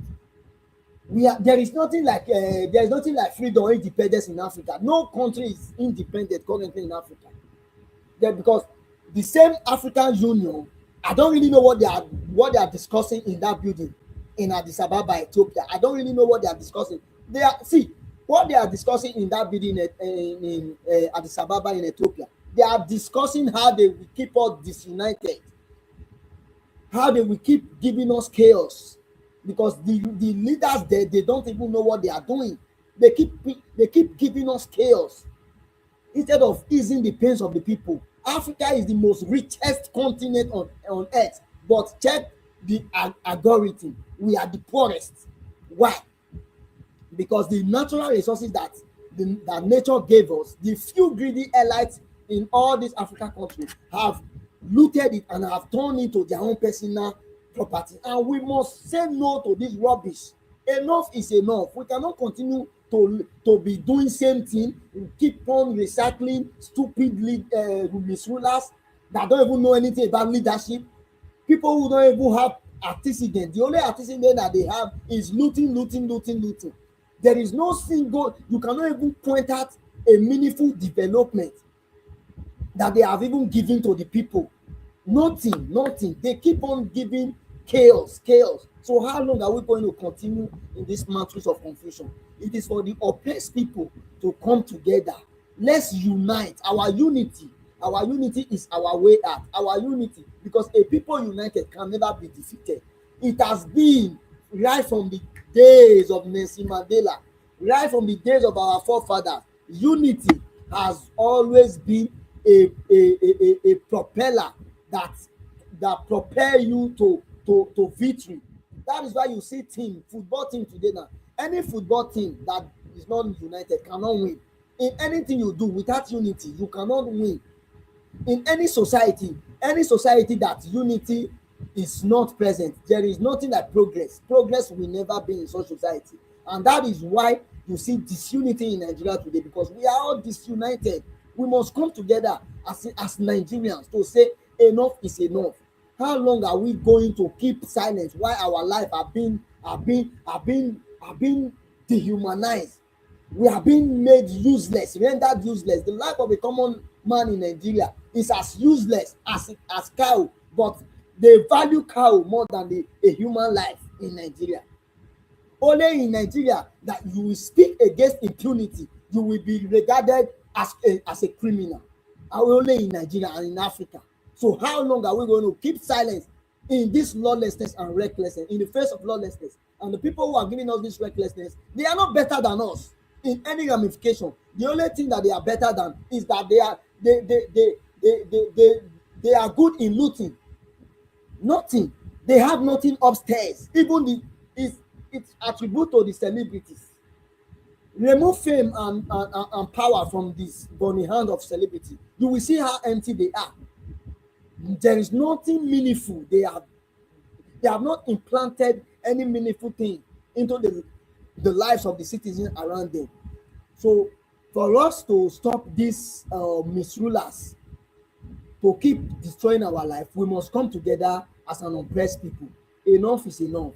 Let me yield the mic for now. Thank you. The power belongs to the people. The power of the people is far greater than the people in power. We must come together as united people.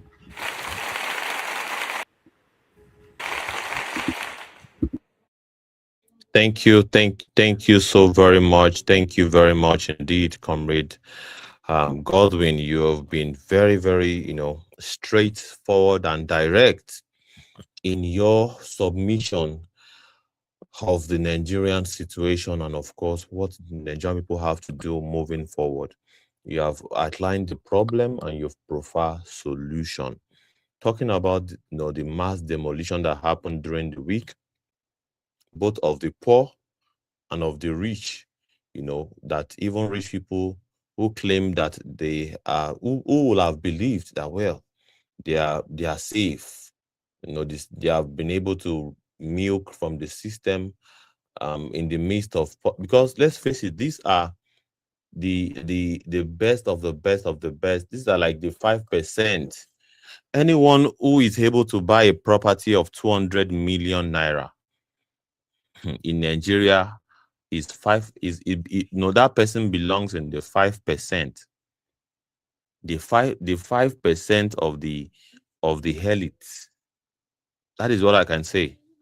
Because for you to be able to gather 200 million to purchase a property, you must have saved at least ₦1 million for 200 months. And how many years is 200 months?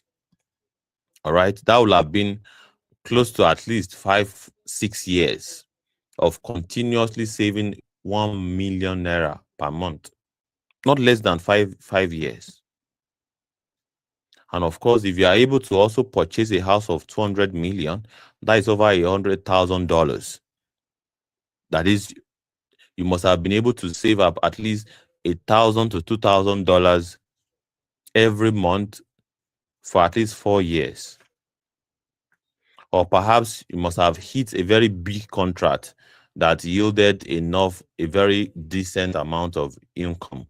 And for you to have done that for yourself, and you say, well, let me go and invest in my country. Let me invest in Lekki Palm City, like the one that was demolished this week, as an ordinary Nigerian.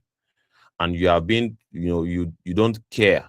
Before now, you thought, well, if you know your onions, or you are able to know the right people, you can corner the system and you'll be fine. Up until now, you never knew that the system can basically shift goalpost on you and basically ruin an investment worth over $100,000. And this was what happened to rich people this week. Let's take a listen to a sound bite that has to do with this. Before we pass the mic to you, the African I got a lot of it from the last video I made. People asking why I didn't mention the name of the estate when I was warning people about buying into a certain estate in Aja. Even though the few that had the initiative that approached me, I told them, but some of you want to be spoon-fed. Keep waiting there. Now, 3 reasons. The first one is there's really no order in this country. There are certain rules and regulations that estate flouted. But I'm also aware that there is room for manipulation, alterations. People go pay bribes and then adjust those rules or alter those rules. Now, if I come out and say, oh, stay away from this estate because of this, and somebody goes behind and adjust that thing, I'll end up looking like a fool. And I'll mention one of them in this video. The second thing is personal relationships. Now, there are a few developers I'm very close to that are building there. Now, I don't support what they are doing, but at the same time, because of those relationships, I cannot directly attack their business. But I still went the extra mile of warning you people. So again, if you had the initiative and you wanted to buy into an estate in Naija and you watch my video, what your brain would have told you is, this estate I'm buying, whatever it is in Naija, let me go the extra mile to make sure it is not this one this guy is talking about. You have 100 million, 200 million, 300 million.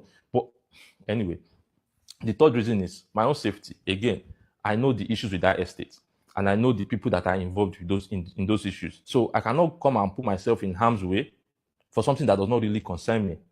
But I put the word out there. So again, if you had the initiative, you'd have gone the extra mile to do your own due diligence. Now, what is the issue, or one of the issues with Lekki Palm Estate? Look at this. This is a Google Map view. Do you see anything strange with this picture? This is Google Map view of Lekki Palm Estate. Are you seeing road leading into the ocean? Have you ever seen road on top of ocean before? 2-3 years ago, when I spoke about this estate, I did the same screenshot, but I posted it on my story because I didn't want it to go viral. When I put my location on Google Map will show me that I was on top of the ocean. If you drive a certain distance into that estate, not even far, put on your Google Map, it will be showing that you're on top of water. What does that mean? Developers have sand filled, far into the lagoon. At the rate they are going, there might not be need for 40 Mainland Bridge again because they're going to join Lekki Palm City with Ikorodu. This is Google Earth view. So you can see sand. So they are just sand filling and going. And I know that this illegal sand filling, see, Lagos State has the map of the natural boundaries of the state. And you can only get approvals within that boundary. Once you start to extend these things without official approval, you will not get approval on those buildings. And that's why they can come anytime and demolish it. So as when I was warning people, I knew that there were no approvals for those filling. I don't know if they have it now. I doubt they do. But again, if you had done any out of due diligence, you would have found this out.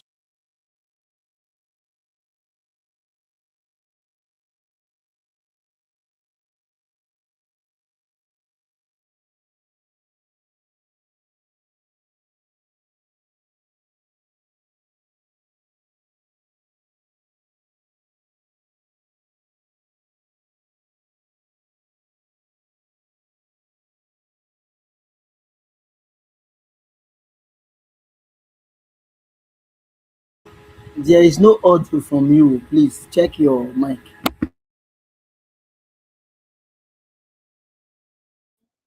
So sorry.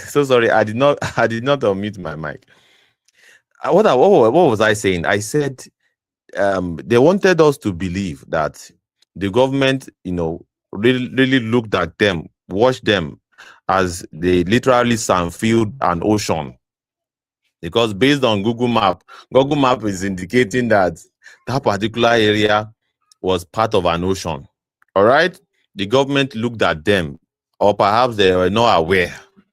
All right? Government are saying that they're not aware that the sandfilling was taking on, what was going on.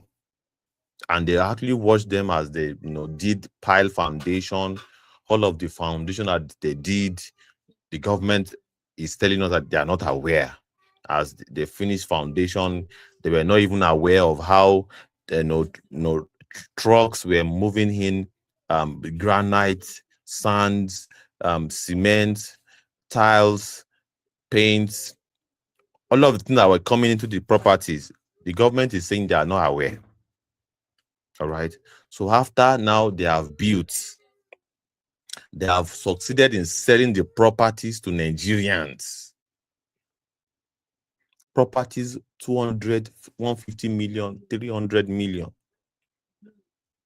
It is now that time that government now say, hey, now we are aware of what is going on here and we have to demolish.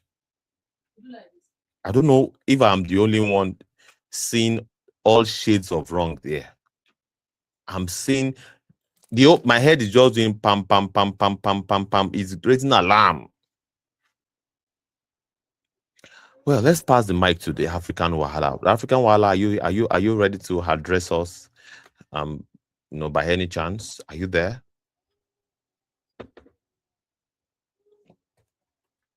Okay, I believe the African Wahala is quite busy. But well, Comrade Godwin, do you still want to comment? So far, so good, or I should proceed? because you have submitted before, but maybe perhaps any of the things I've said have appealed to you. But anyways, so this is what we are talking about, a systemic rot, a system that does not even engage in proactive measures that will safeguard its own citizen. They're not even looking at the innocent people that would have tapped into this investment innocently. Because let's face it, ordinarily, anyone who wants to invest in somebody who wants to invest in real estate would have to consult, some experts in the field. And if the experts are saying buy properties in Lekki Palm City. Apologies, gentlemen. Yeah, you're welcome, African Wahala. You're welcome. Yes, sir. And without further ado, let's pass the mic to you. But really, what we're saying, just to give you a rundown, it was about the demolition that happened. This time around, the demolition of the rich, the demolition of the rich people in Ajah. And you are looking at the audio visuals on your screen right now. Billions in investment gone. Billions in investment gone. This happened during the week. We have initially highlighted the demolition of the poor, right? The poor people in Makoko, and you're looking at those ones also. Intensification of the demolition, even beyond the right mark, because usually the government told us or informed us that, well, there's a particular limit to where these guys are supposed to have built, and they have exceeded that limit. They actually watched as people exceeded the limit. There was no regulatory body that were even taking a proactive measure to prevent it from happening. They allowed them to do it anyway. Then they are now coming that, you people are exceeding the limit.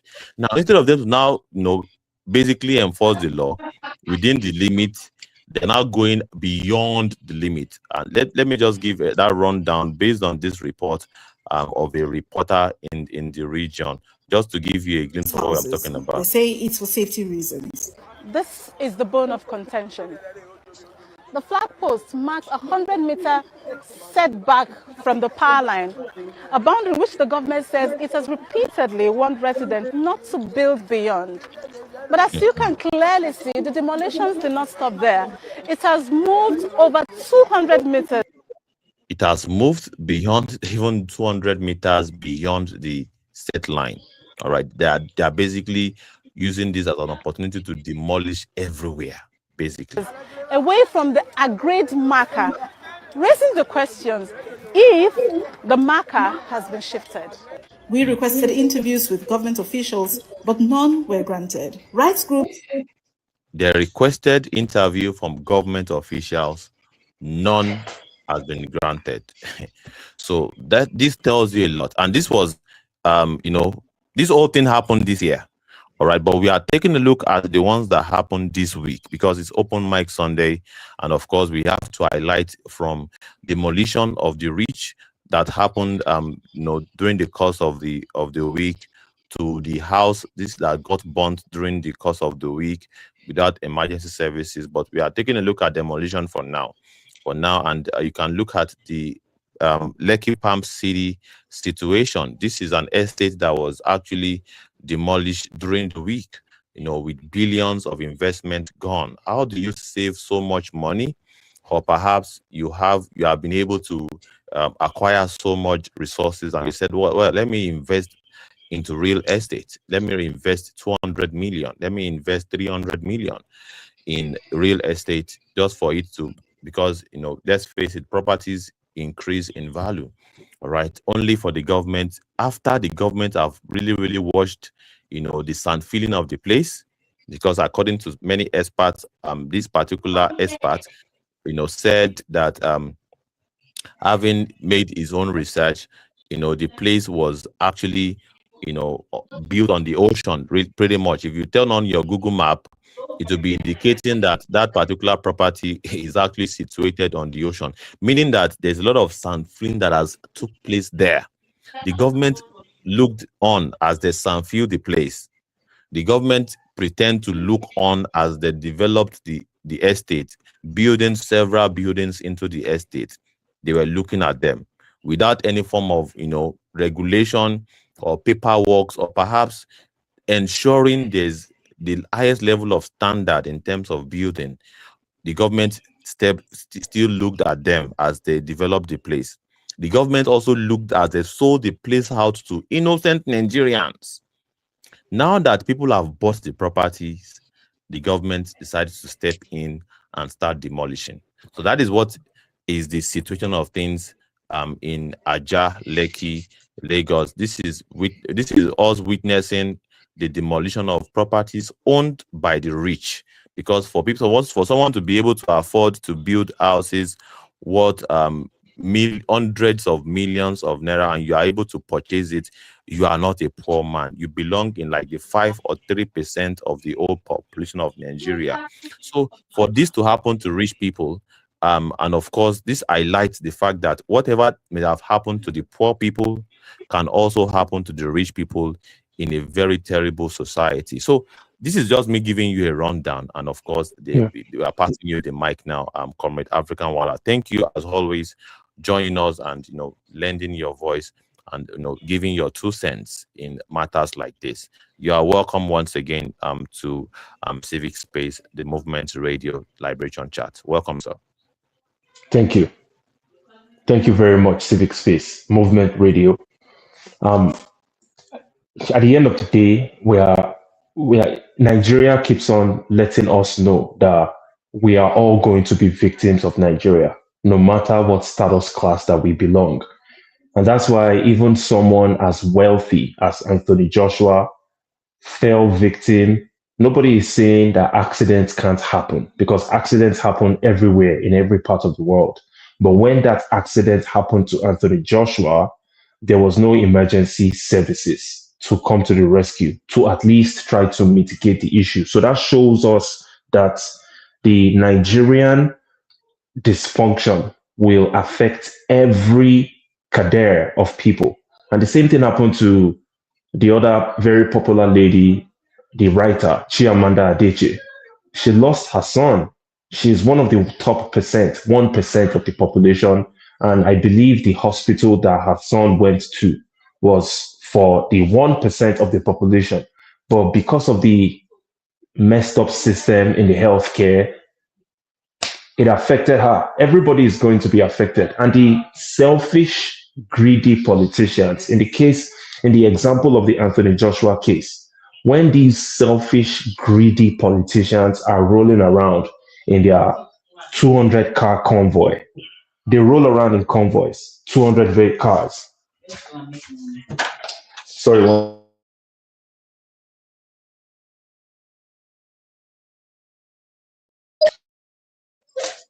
My apologies. When these guys are rolling around in their convoys with 200 cars, what ends up happening is 3 out of those cars are ambulances. They also have hospital workers, emergency services workers in their convoy. They also have military with many guns. So they protect themselves.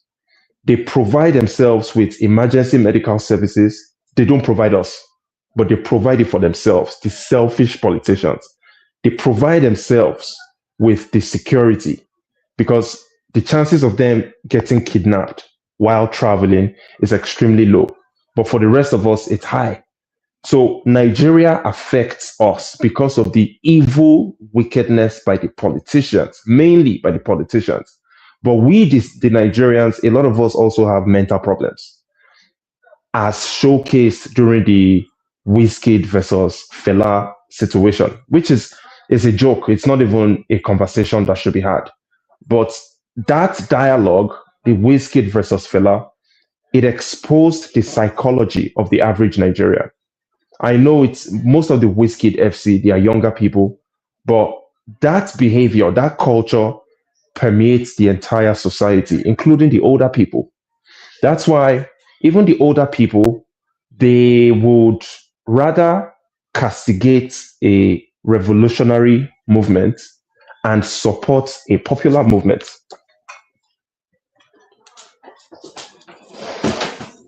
The younger Wizkid FC guys, they would rather castigate a Fela Kuti and support a popular Wizkid. And it's the same way that the elder Nigerian citizens, they would rather castigate a revolutionary movement like the AAC and support a popular movement like the ADC. So my question, especially to Comrade Godwin Saint, because Comrade Godwin Saint said it all. I have a question for Comrade. How do you think we can reach the minds of the average Nigerian person, whether young or old, that wants to rather pursue a popularity pathway than a revolutionary pathway? How can we accomplish reaching their minds individually? You see, we understand the pathway that we want to follow. We believe that we need to overhaul the system and that we have enough power to overhaul the system if we can organize.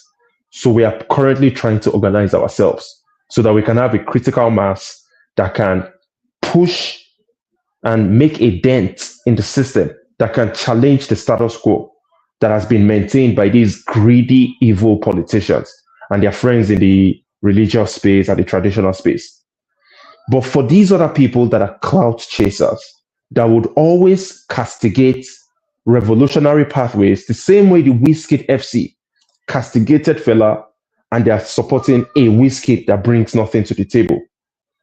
It's the same way that even the older ones that call themselves, for example, Obedience, they would rather castigate a revolutionary pathway and follow a clout-chasing popularity pathway.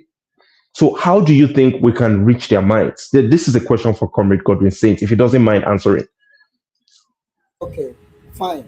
It was a very nice question. First of all, the pathway to reaching the minds of these confused fellow citizens of ours is proper education. We who are in this divide, we have a lot to do. We have to meet them one-on-one, because the reason why I'm saying this is that so many Nigerians have been distracted. They have been distracted with useless entertainment that add nothing, that adds no value to their life. So because what I'm even saying now is that, let me just say, like 80% of Nigerian youth don't even like to join this kind of discussion, because it doesn't correlate with what is in their head. So we must tell them that this is the pathway, because many of them don't even understand what we are talking about. They think that we don't even know, they think that we are mad, because there has been so much miseducation, misinformation, religious brainwashing, societal damage, broken home. You understand? So when you couple these things together, it has brought confusion to the minds of many. So the minds of many Nigerians needs to be reprogrammed. Yeah, just like I'm talking about, let me use it as a computer system. I'm currently on a laptop right now. So when your computer is corrupted, you have to reformat it, because without you formatting that computer, it's never going to work. So many Nigerians currently their brains have been affected with virus. So that is why you see them joining this Wizkid FC, Davido FC, instead of them to join the liberation movement that we emancipate them from this mental slavery we are currently. Because if you look at the same people who are castigating Fela and the same children of perdition who are castigating Fela presently, their fathers were the ones who castigated Fela. So when someone whose brain has already been damaged brings up an offspring, what do you think that person is going to bring up? It's going to bring up dollars too. So it's generation of foolishness must continue. So it's not a cause. We have to reprogram the minds of many Nigerians. Many Nigerians, they are not working with their brain. They have kept their brain. Reprogramming. That's why this education, enlightenment, we have so much enlightenment to do. So many Nigerians are educated, they have degrees, but they are not knowledgeable to the truth. So we must reprogram the minds of so many Nigerians so that they can understand, because you can't fall in love with what you don't even understand. So many Nigerians have to follow freedom first before they can really even understand what freedom means. Because you know, Stockholm syndrome has really affected so many Nigerians. They now have this sympathy for their oppressors. That is why you see queuing behind their oppressors every 4 years. After they have dehumanized them for that past 4 years, they will still queue behind them. As I'm talking to you now, data in Nigeria costs a lot. Please,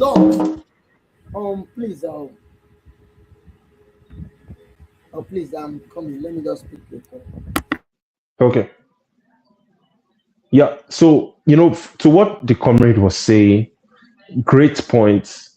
You know, I'm looking for tangible ways, solutions, how we can reach the minds of these confused souls. And it's a very difficult task because these guys, they are willfully pushing back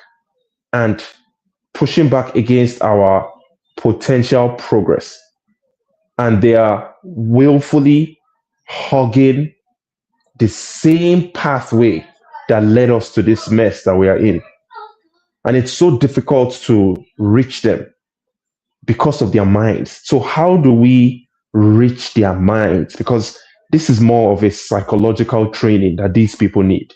And I know there is so much arrogance. A lot of these people, they are ignorant, but they are arrogant, which is the worst combination, for you to be arrogantly ignorant. So how do we reach the minds of these arrogantly ignorant people? They swarm all over you. I hope you understand where I'm driving at. These guys are so difficult to reach their minds. And I'm just thinking, what is a practical way to get to the minds of these confused people that keep on elongating our suffering and our hopelessness? I think if I were to jump in there, we are doing exactly one of the things that we have to do to reach out to these people. And one of it is to meet them where you can see them.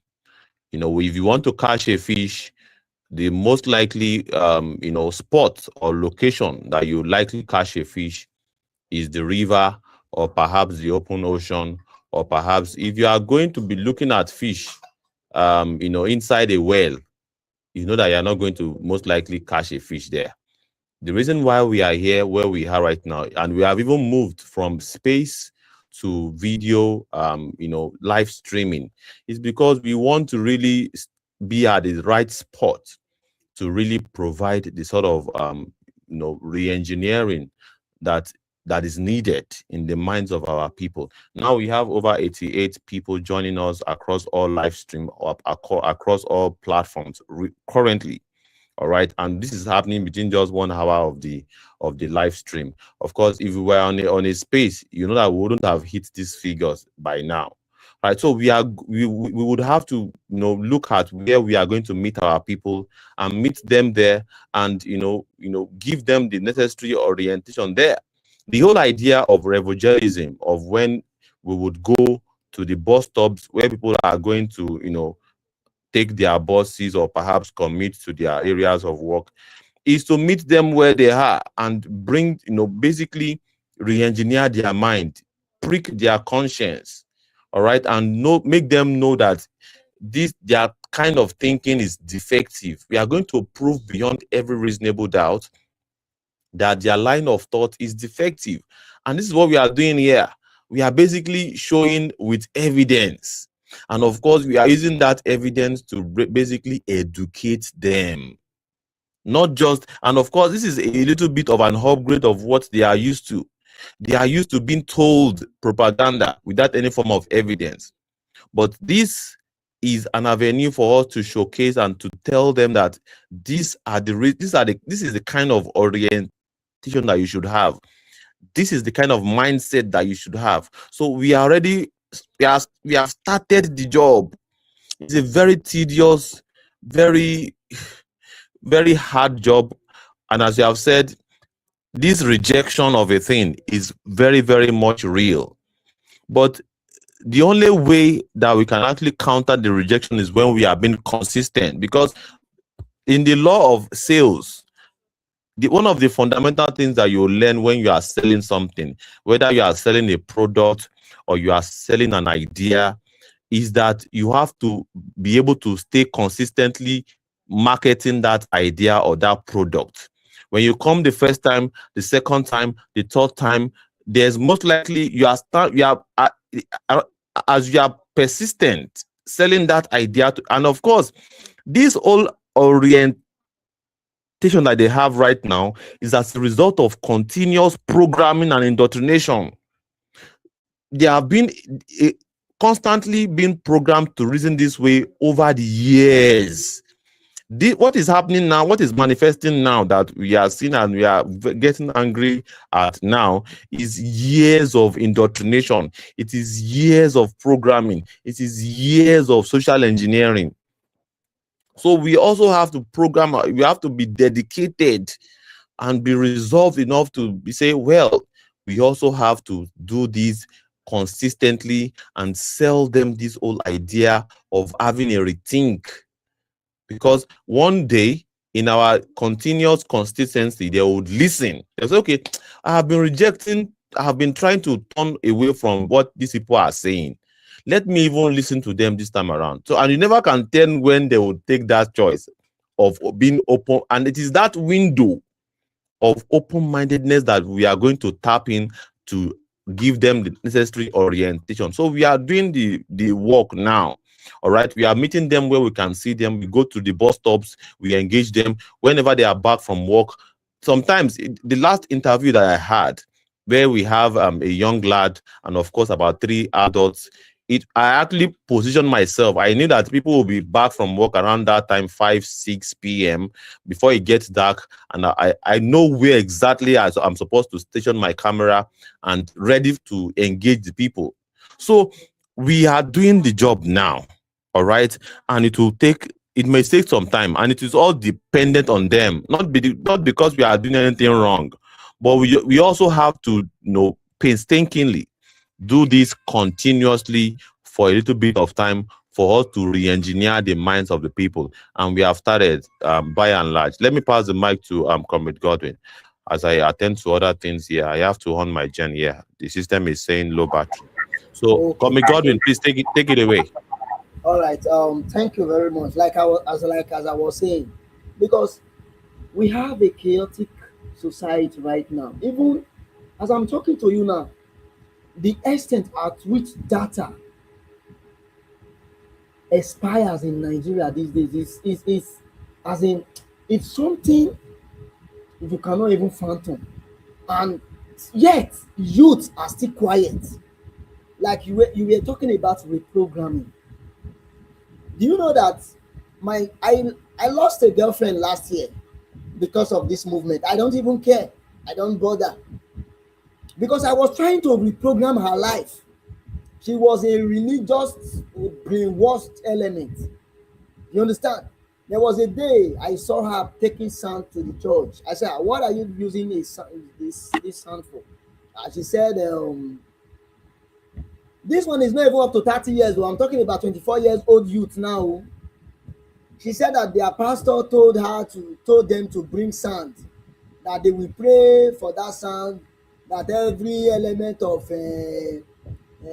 bad something that is happening to them in their life will be cast away. I shook head. I said, So, and you believe this rubbish. You understand? So, what am I trying to say? I was even trying, because she could not even, as in, it was just like a parallel line. She could not even take the energy in me, because whenever she goes to church, I'm telling her that, because I just tell her, I always told her that I'm not telling you not to go to church. I'm not stopping you, but if you are the one who is going to bring my kids to this earth, just know that my kids will never step foot into any of your church. There is nothing like dedication, because that is where the brainwashing, it takes the grace of God for me, because I was born and brought up in a Christian home. So you know what that means. Because even right from time, even my native name, it stands with social justice. It stands with me not supporting oppression. I was a born activist. And I love it. I love supporting what is right and just. So what am I trying to say? So many youth have been misinformed, misinformation, because of the environment that they have found themselves.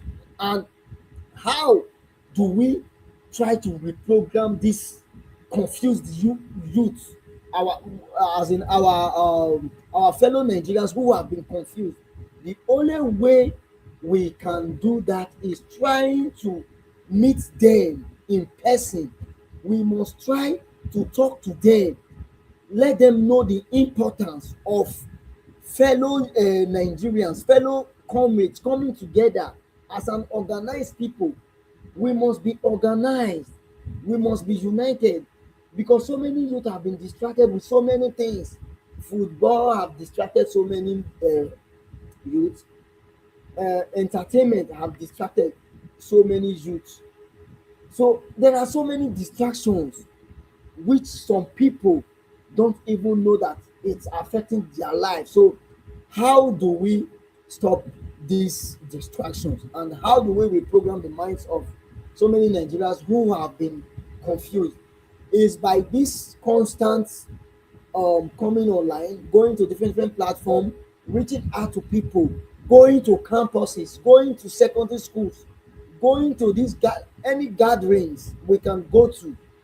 This is how the reprogramming of the Nigerian youths who have been confused.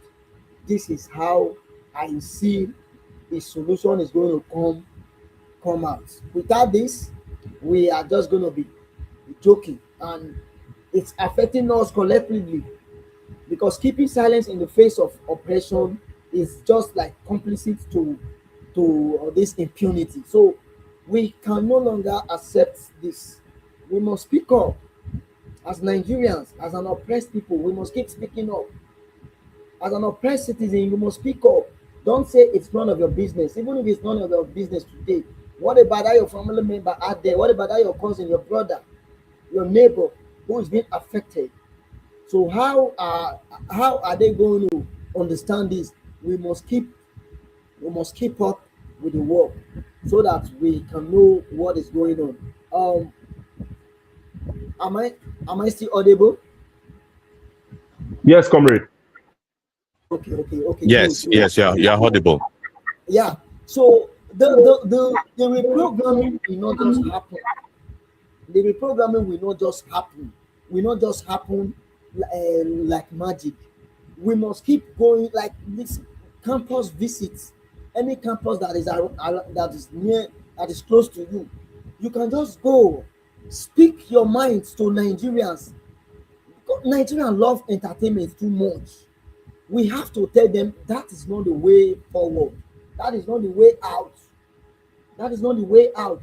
If this platform right now, if we are discussing about Davido and Wizkid, or Wizkid and this one, or Nash and Press, you will see millions of Nigerians that will be on this live stream, on this live stream. But as long as we are discussing, that we are talking about national discourse, some youth we never want to join, and these are the things that are affecting us. when you want something great, you must join the building process. So many youths don't want to join the building process. They just want to join the process of happening. Something great cannot happen if you don't make it happen. Whatever you have been dreaming of, whatever you have been envisaging in your mind, you must work towards it to make it happen. You cannot just sit down and say you want to become this, and every day you are not doing something to make it happen. So that is why you see we are where we are today, because so many Nigerians don't want to join the building process, the fixing process. That is why I always tell my friends who wants to travel out of Nigeria, I say, you want to, me, I was having that mindset before, that I want, me, for now, I'm not go anywhere again. Yes, because the people that you want to go and meet, the nation, the Western nations, we are not fixed by prayers and fasting. Those nations were fixed by people. So if everybody come on for Nigeria, who is going to fix it? That's why I always tell people, running away from Nigeria will not solve the problem. But I'm not telling anyone not to go, but running away from your country will never solve the problem. The chaos will still continue. We must stand as a people, because the people who have been dehumanized, the oppressed people, we are in millions in numbers. So how is it now possible that few greedy elites who are not even up to 2 million or 1 million people are the ones that are now controlling more than 150 million adults? That is just my own layman calculation. So how are we going to emancipate ourselves from this mental slavery? We must try to, that our family, it must start from our own family, our house, our immediate family, our extended family, our friends, our neighbors. Let people know who you are and what you stand for. The same youth who are still gathering in APC to the PDP, those youths don't mean well for Nigeria. As a youth, I always say it, as a youth in Nigeria, if you are still in an APC gathering, in PDP gathering, in Labour Party gathering, ABDA gathering, those political parties that have brought us to this level of molestation and maladministration, you don't mean well for Nigeria. Even if you are an elder, you don't mean well for Nigeria, because we have been practicing democracy from 1999 to date. We are in 2026, 25 years gone. What has democracy given to Nigeria? Zero. The only thing that democracy have given to Nigeria is constant looting. And how long are we going to continue in this level of madness, that the politicians are now the owner of this country? It's so unfortunate. We can no longer continue like this. We must try to advise our youth that the only way forward is coming together as an oppressed people to speak the truth to power. We must keep speaking the truth to power, even if it hurts you, and even if it means you standing alone. You must stand alone, even if you are speaking the truth. And that is the only way forward. We must not keep silent. Silence is complicit to lawlessness. Silence is complicit to the oppressors in power. If you are silent, it means you have given an approval to what is currently happening in Nigeria. Today, people can no longer travel in peace because of fear of being kidnapped. A brother of mine who was kidnapped December here, he paid 5,300,000 after enough beating. He was kidnapped along Abaji, close to Abuja. He was kidnapped, paid 5 million. So how long are we going to keep on with this kind of society? But yet, I have not heard that a governor have been kidnapped, because they move around with escort, like just what my fellow comrade said just now, the African Wahala, that whenever these guys are moving, these misrulers, they move with all forms of sophisticated security. Ambulance service is there. In fact, everything that we, the common people, that we, the citizens, supposed to be enjoying, they have taken it to themselves. So they don't even care for us. No healthcare, zero. Education, zero. Road, zero. Water, zero. Agriculture, zero. Nothing. Electricity, zero. And we say we are a country of democracy. So what, as a Nigerian, what is the dividend of democracy in your life? Nothing. They have given us nothing. They have given, the only thing that they have given us is sorrow, tears, and blood. Like that's what our great legend said, Fela Nicola Pokuti. That's what these people have given us. And it's so unfortunate that you still see countless of Nigerian youth, they are still gathering along these oppressors. People who have been dehumanizing you, oppressing you for long, you will still gather and keep on praising them. You will see one useless politician will just fix one road. People will even be clapping that they have fixed the road. That is their constitutional duty. We are not even supposed to praise them because the money, the funds they are using, they are taxpayers' money. It's not their father's money. The money that they are using is not Tinubu's money. Tinubu is not the owner of the money he's spending in Nigeria as the president. So we should stop praising these misrulers in power. Enough is enough. How long are we going to continue living in this circle of lawlessness, intimidation, impunity, insecurity? How long? Nigerians, we have to wake up. Wake up. Let's join. These are the kind of discussions that youth are supposed to be joining. But no, you will go to some space now in X. Now they are talking about Nash and Breast, talking about FCF, rubbish. Sport have even, some people now, hundreds of Nigerian youth now, they are talking about Manu Arsenal. How will Manu Arsenal give even? I'm so like seriously, I'm short of words. Before I was a lover of this European football. I said no. Those things will not even, those things that we are doing, they will not give us what we need. We have to fight for our country. This is our country. This is our homeland, our motherland. There is no other country that we can call our own. Even if you are a citizen in another country, you are not a citizen there. A day will come, someone will tell you, you this black monkey. Yes, you can never be regarded as the white, even if you are even those who have gained the green citizenship. Africa is our motherland. We must fight for it not to be ruined. Thank you. Let me read the mic.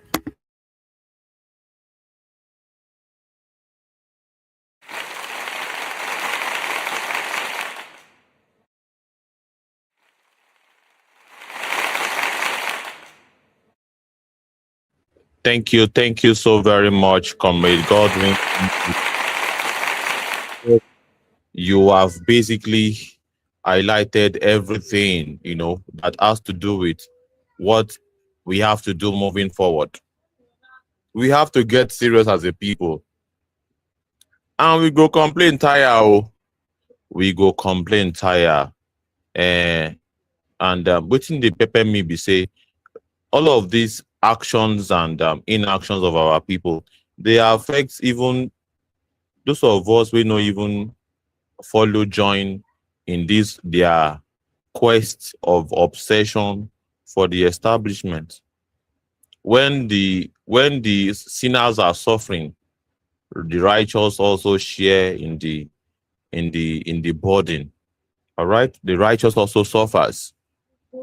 When the land is saturated with those that really want to submit their existence to a very terrible rigged system, even innocent ones will also suffer casualty. And that is even where it gets so annoying for me. How I wish people can just suffer the consequence of their actions on their own. But innocent children, innocent entities who are not even aware of the social engineering going on, they are the ones basically my own concern. But well, what are we doing here? What we are doing here is to basically educate the people, to basically reach out to a certain demography of people who should constitute the critical masses of the people.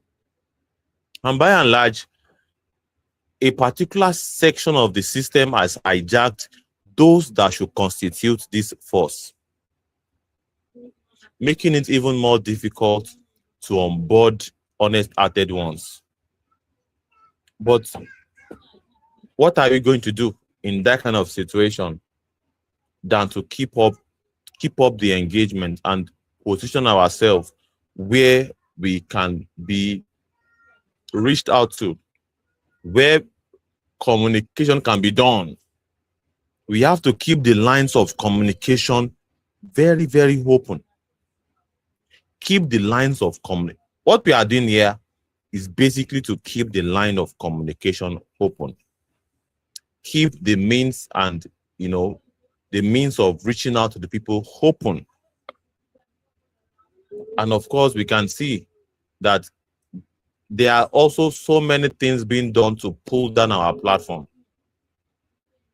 So we are swimming against the tide. We are what? We are swimming against the tide.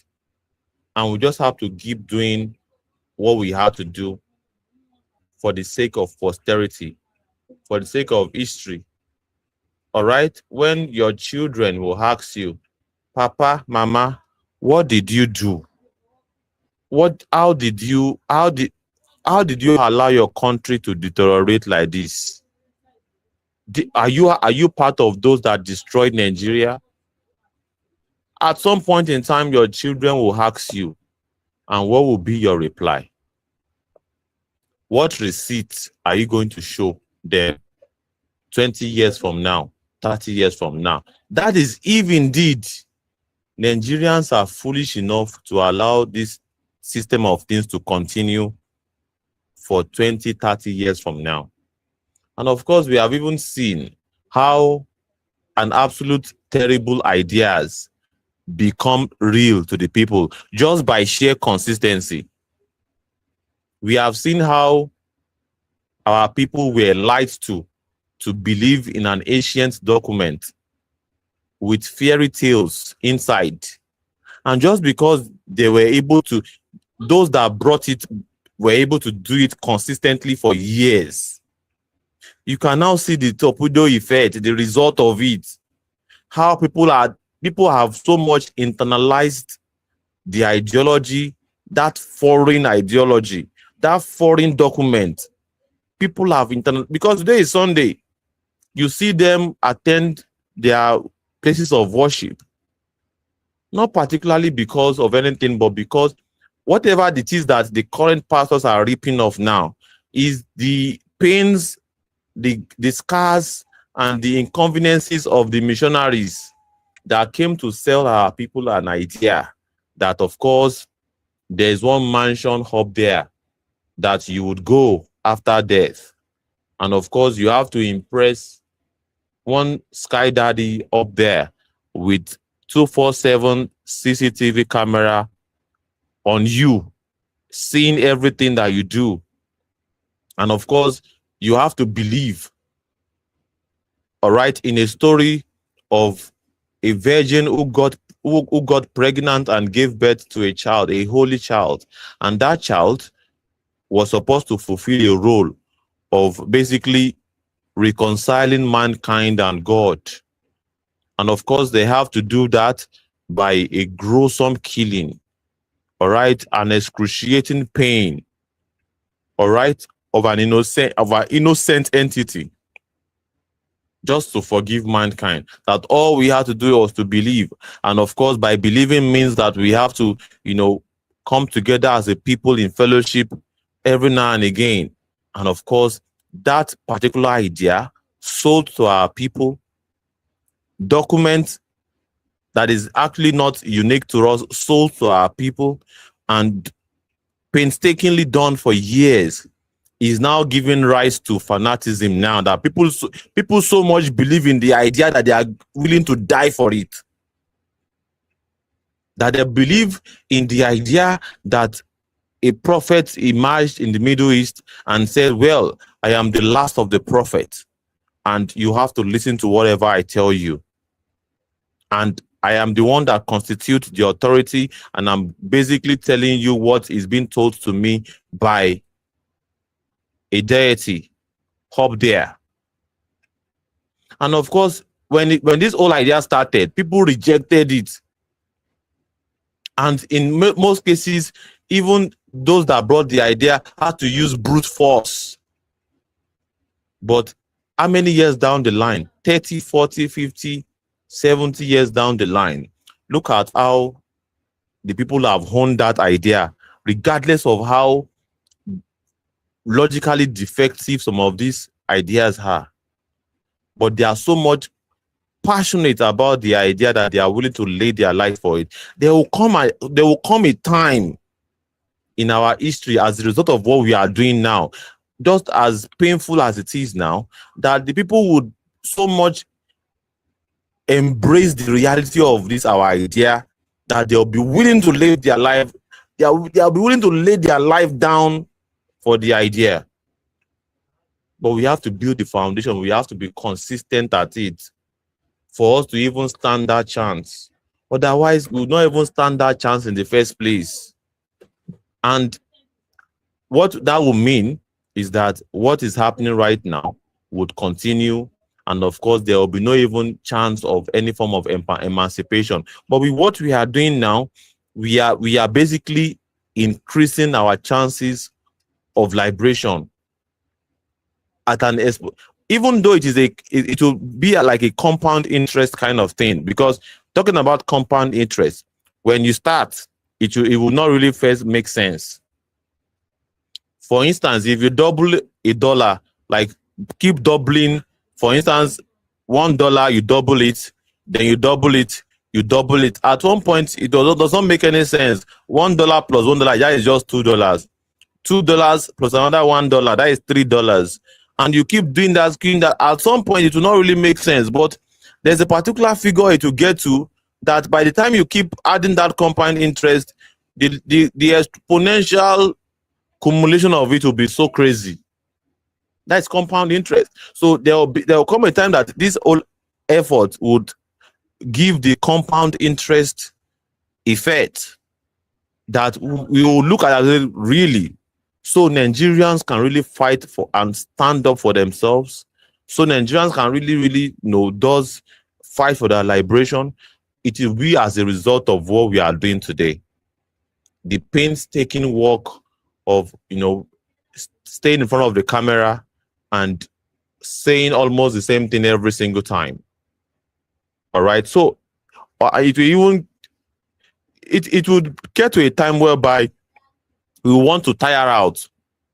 But it is that, just like bodybuilding, and I believe the African Wahala know a thing or two about bodybuilding, that at a point when you are pushing up, you are basically lifting, using your hands to lift your body. At some point, your hand will pain you. All right. And that time now you're supposed to continue because you are building muscle. You are building muscle. And at every point in time that you push your limits, your muscle and your mental strength increases. As you are pushing it beyond your boundaries, you are increasing your muscle and your mental and your physical muscle. So it's the same thing, I believe, as we are continuing doing this every day, every now and again. And I kid you not, for instance, as at last year, we had nobody called the African Wahala. But this year, we have a very strong, dedicated Nigerian that is even committed to the educational effort of Nigerians called the African Wahala. As a result of just some of us just doing all of this thing that we are doing. So there will come a time whereby it will not just be one African Wahala, it will be about 100, 200, 300 African Wahalas. And you know what that will mean for the Nigerian system? That is what I'm looking at. And that is what I think is the solution. And that is why I'm very, very much confident that at least we are doing something right. But I believe it's not showing forth now just because I think we are looking at a compound effect scenario that at first it may not look as though there's anything going on, but in the long time, in the long run, we would see the result of it in a very massive way. I don't know if you are ready to address us or perhaps chip in anything now, so you're busy. No, thank you so much. I think you've done a great job addressing some of this. It takes a lot of patience to accomplish what we are trying to accomplish, but it's also dangerous because many children are born every day, and many of them are indoctrinated into that mentality of being docile, of having low self-esteem. So the compound interest will eventually negate that. And we just have to continue what we are doing. So thank you so much. I appreciate your explanation. Yes, I reason with you, my dear comrade, that well, as this old compound interest of a thing is not favoring the immediate casualties of the system, because every day there's record of casualty of this rigged, terrible dystopia that we call Nigeria. This is a dystopia. This is Luteria, a country where politicians, all they do is just to loot. So what other name that you can call it? This is Luteria. This is a zoogeria. It's only in the zoo that you have you camp people, you camp species together, and you basically, just depending on the level of food that you give them, they are at your mercy. The Nigerian citizens are at the mercy of a terrible political hegemony.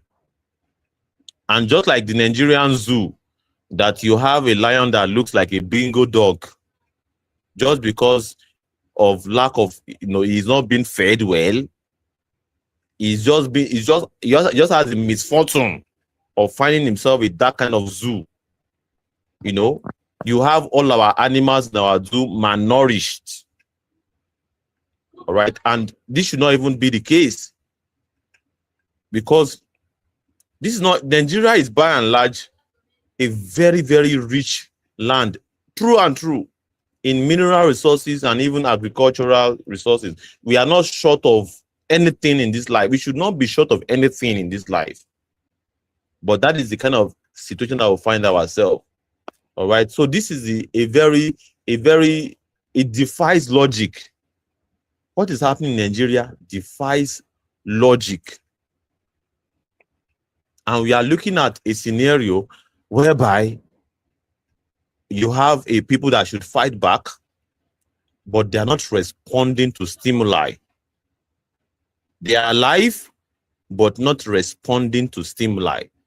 How do you explain you being beaten, you being hit hard by a very ruthless elite, a very ruthless political class, but you don't want to fight back? That you don't want to respond to stimuli.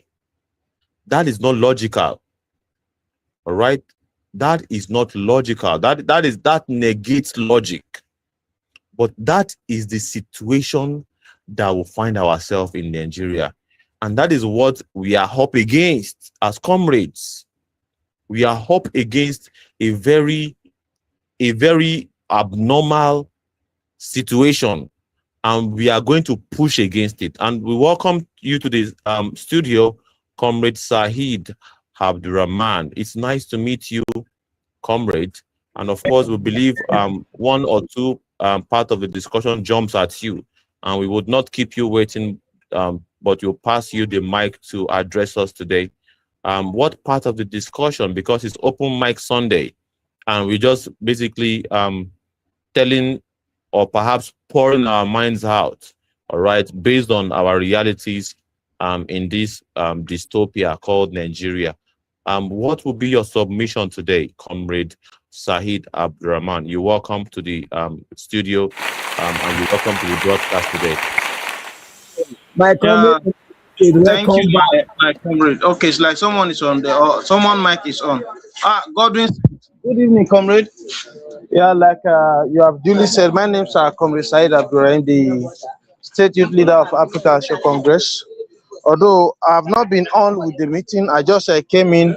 If we have to say, let's make a downpour on the situation facing the country, Nigeria, honestly, it won't be a nice one from me, because the President of the Federal Republic of Nigeria, whom I believe I now call him the Azaman of Nigeria, via his own idea of taxing the common Nigerians in one way or the other, in the same country that there's no job creation in the country, and you are tasking the common man to pay task.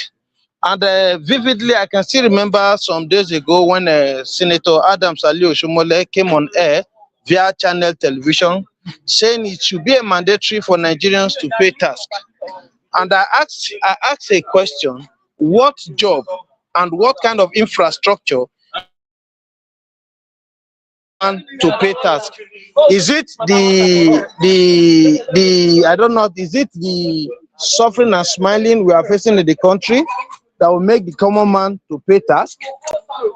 Look at what he said. He claimed, Adams Ali Oshomole, I will quote him. He said, Nigerians in Dubai, they are paying their tax over there in Dubai. Why I, Comrade Said, I replied him via saying, with all due respect, Nigerians living in Dubai, they have access to light. Like I'm talking to you here now, there's no light in my community. Rather, I'm under a solar light. In a nation where we don't have light, there's no good road, no water, no good health care, and you are telling the people to come and pay tax. Is that not robbery? You can't be beating a child and ask that child not to cry. Nigeria is at the peak of collapsing to me. In a country where we have every mineral resources, which many countries don't even have access to, we are still suffering this kind of way. And they brought out their recruited boys, gave them arms and different things to be killing us up and down. You are killing the same leaders. You told them that they are the leaders of tomorrow, but your boys are all around killing them. There are some kidnappers that were apprehended in Akoko Edo some days ago. At the end of the day, the area commander in Igara told the people that those people, they are not bandits, that they are Muslim scholars who went to Maulud. Can you tell me Muslim scholars, they went to Maulud and they saw gun with them, they have meat with them, and a stack of cash? What kind of country are we living in? What kind of country are we actually living in? In a country where you cannot sleep. If you want to sleep, you have to pull out your heart. You will hold it because you knew at any time something might happen. You will be traveling just 3 kilometers. If you want to travel 3 kilometers, your family, your pastor, or your imam, they have to be on ground praying for you to go successful and come back successful. Is this the Nigeria of our dream? See, if I really want to make a downpour on Nigeria issue, the thing will not really, it won't really go well with this politician that they are ruling us. Though I never blame them at first. They call us the leaders of tomorrow. Whenever election is coming up, they give our young boys 2,000, 3,000. We end up being act like a dog. You know, a dog. Why I say a dog? It's only a dog that we eat, vomit, at the same time go back to that vomit and eat it. Nigeria has never learned to manage their hunger. We believe whichever time they come for vote, they should buy it. They already have the idea that Nigeria, we always buy them. They will always buy us for every 4 years. I made a video today talking about, I started talking about 2013. We have been suffering. The bandit has started since 2013. They started operating 2013 fully in Nigeria, whereby they started in Borno State, attacking Borno. We all believe that they will be attacking Borno alone. But where did they land us? APC came in as a trick, bringing out terrorism to attack the then Jonathan's government. Jonathan's government was sabotaged by bandits. Now that bloodbath is what is still going on in Nigeria up till 2026. The bloodbath has driven from Borno State up to the entire nation. It has gone deeper that the boys they recruited them just to collect power from Jonathan, they can no longer handle them. I'm not surprised when I see Atiku Abubakar coming up that he will be contesting. You can see them as the live stream is on now. Atiku Abubakar meeting with other political allies that to come into power. Are we really working towards all this recycling bastards calling themselves politicians? They has hitting. In fact, since 2019 came, they gave us COVID-19. They shut us down. They've derived a means to shut the entire nation down at any fucking time. They shut the nation down 2019. They said it was COVID-19. When it comes to 2020, they bring out NSAS. They killed many of our youth. Am I lying? 2021, they make sure they lock our SIM card. They say we should go and register NIN. They gave us NIN to register. Why 2022, they gave us food costs, the hike of food, everything went up just because they want to impose pain on us to ensure they were re-elected 2023. 2020, here comes 2023, there were scarcity of money. Even when you have money, you don't have access to that money. That was where Emefiele came in and operated on his own way. 2024. Many Nigerians also died in that 2023. Yeah, that 2023, many Nigerians died. Even with them having their own money, they all went down. 2024, what happened 2024? I think something 2024. Mr. Tinubu, the Azaman of Nigeria, he came in and said, since he has stated that subsidy has gone since 2023, there's no more subsidy removal. Now, the same subsidy you remove, you told us that Dangote is building refinery in collaboration with the federal government. The fuel price will come down. This one will come down. What happened? How much are we buying fuel? We are still buying fuel in some states today. Some people are paying 900 naira, some are paying 850 naira, while some are paying 820 naira. In the same country where we have the crude oil. Just imagine, we are still paying high cost to buy that same fuel. Now, 2026, they brought in task that Nigeria should pay. I believe maybe by 2027, what they will give to us, they will tell us to pay for the air we are breathing. 2027 now, they will tell us to pay for the air we are breathing and the land we are walking through. See, Nigeria is just like, it's just the way they are kind of designing Nigeria, it is purely a company to me. Nigeria is a company until we, the youth, will get it right. If the youth did not have the sense to get it right now, there's no time we'll get it right. Thank you. That's my little contribution. Thank you. I will use the mic. Thank you so much. Thank you so much, Comrade Shahid Abdurrahim. Thank you for coming to the studio to basically submit to us today this powerful submission, the need for the Nigerian people to take their destiny on their hands and to do something about their situation. Thank you so very much, powerfully. Can you please tell us again about you thought you are an executive of the AAC, right? Yes, I'm the executive of AAC, African Action Congress. I'm not just an executive. I'm the state youth leader of African Action Congress, Edo State, Nigeria. Yes, I'm the state youth leader of African Action Congress, Edo State. And I'm also the...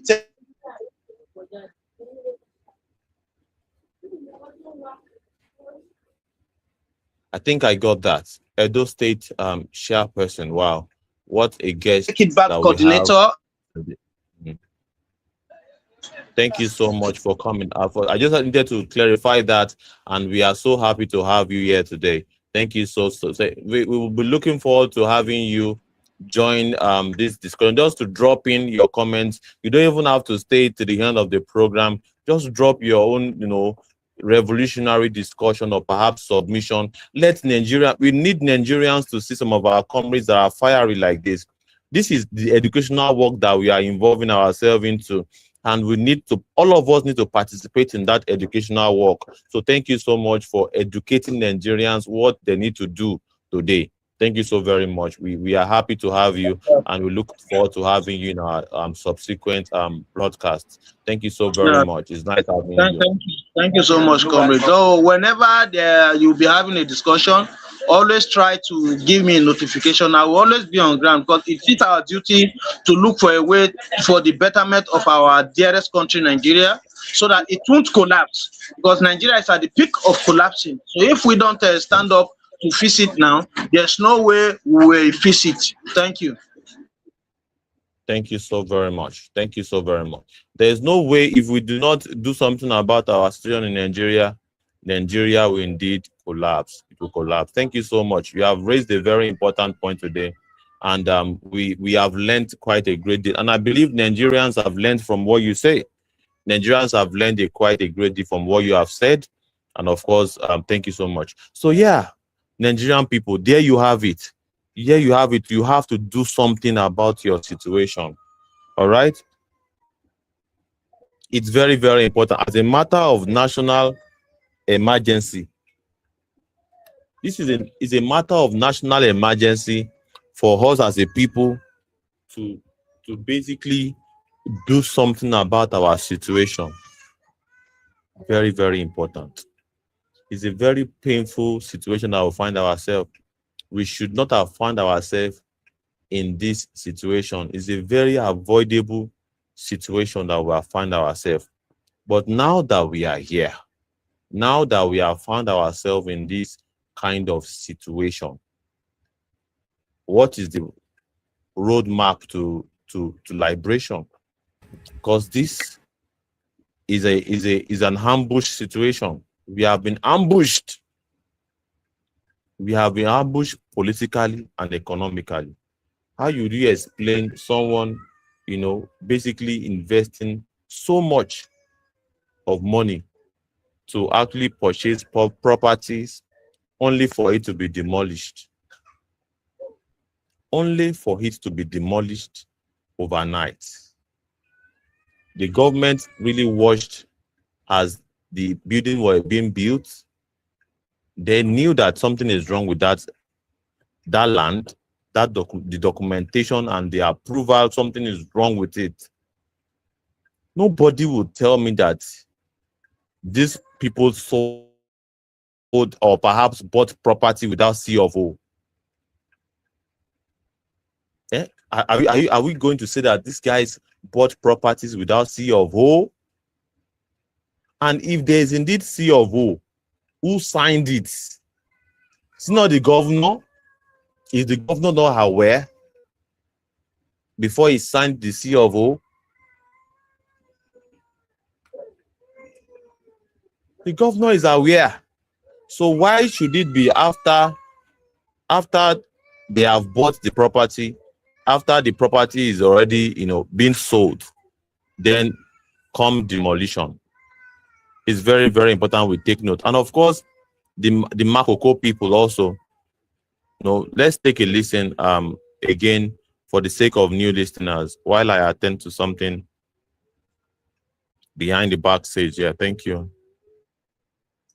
Makoko is home to over 200,000 people. Many of them live in wooden shanties built along the lagoon. Hundreds of homes have already been demolished in a government operation that started in December, and many more are marked for destruction. At least 5 people have reportedly died, among them 3 children who struggled to breathe after tear gas was used by security personnel.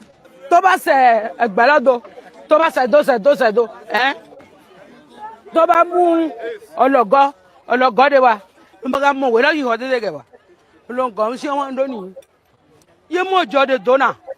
Other residents are now removing whatever they can salvage before the excavator gets to their homes. This man runs a free school in the community. Now he is moving his belongings into a boat which serves as shelter for him and his family.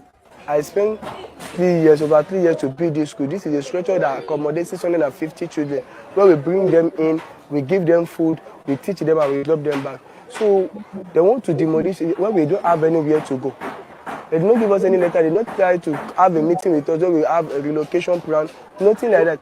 But why is the government demolishing these houses? They say it's for safety reasons. This is the bone of contention. The flag post marks a 100-meter setback from the power line, a boundary which the government says it has repeatedly warned residents not to build beyond. But as you can clearly see, the demolitions did not stop there. It has moved over 200 meters away from the agreed marker, raising the questions if the marker has been shifted.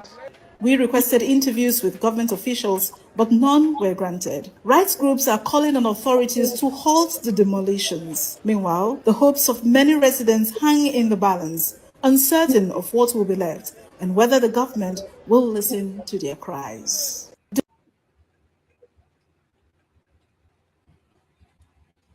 There you have it, ladies and gentlemen. All right. There you have it. And of course, this is the ordeal of the Nigerian people. All right. You get property, wahala. All right. You are a poor man, wahala. If you are not a poor man, wahala. So the only thing, your only savior is for you to be a politician. If you are not a politician, you are in trouble in this country. You are in very big trouble if you are not a politician. And what kind of society runs with that kind of format? This is not a sustainable format. And of course, it's not just not sustainable, it is something that needs to be resisted. And talking about Open Mic Sunday, we want to really, really, listen to our people, and of course, take a look at what their reservation is, what their concern are. And of course, it's not going to be a lengthy show. Of course, we have to shut down now. It's been 3 hours of a solid open mic show, and we have had so many people came in and expressed themselves. It's Sunday. We don't want to elongate it more than this. And I think it's time for us to relax and enjoy our weekend, of course. And of course, look forward to our live stream tomorrow by 6 p.m. Same time, same station, 6 p.m. West African time, where we'll be taking a look at fresh development and new things for us to discuss as a people moving forward to actually facilitate our liberation in the hands of a very rigged, parasitic, kleptomaniac's political hegemony. Thank you so much. Enjoy the rest of your day. Enjoy the rest of your weekend. And of course, we see you tomorrow. Thank you. Bye-bye.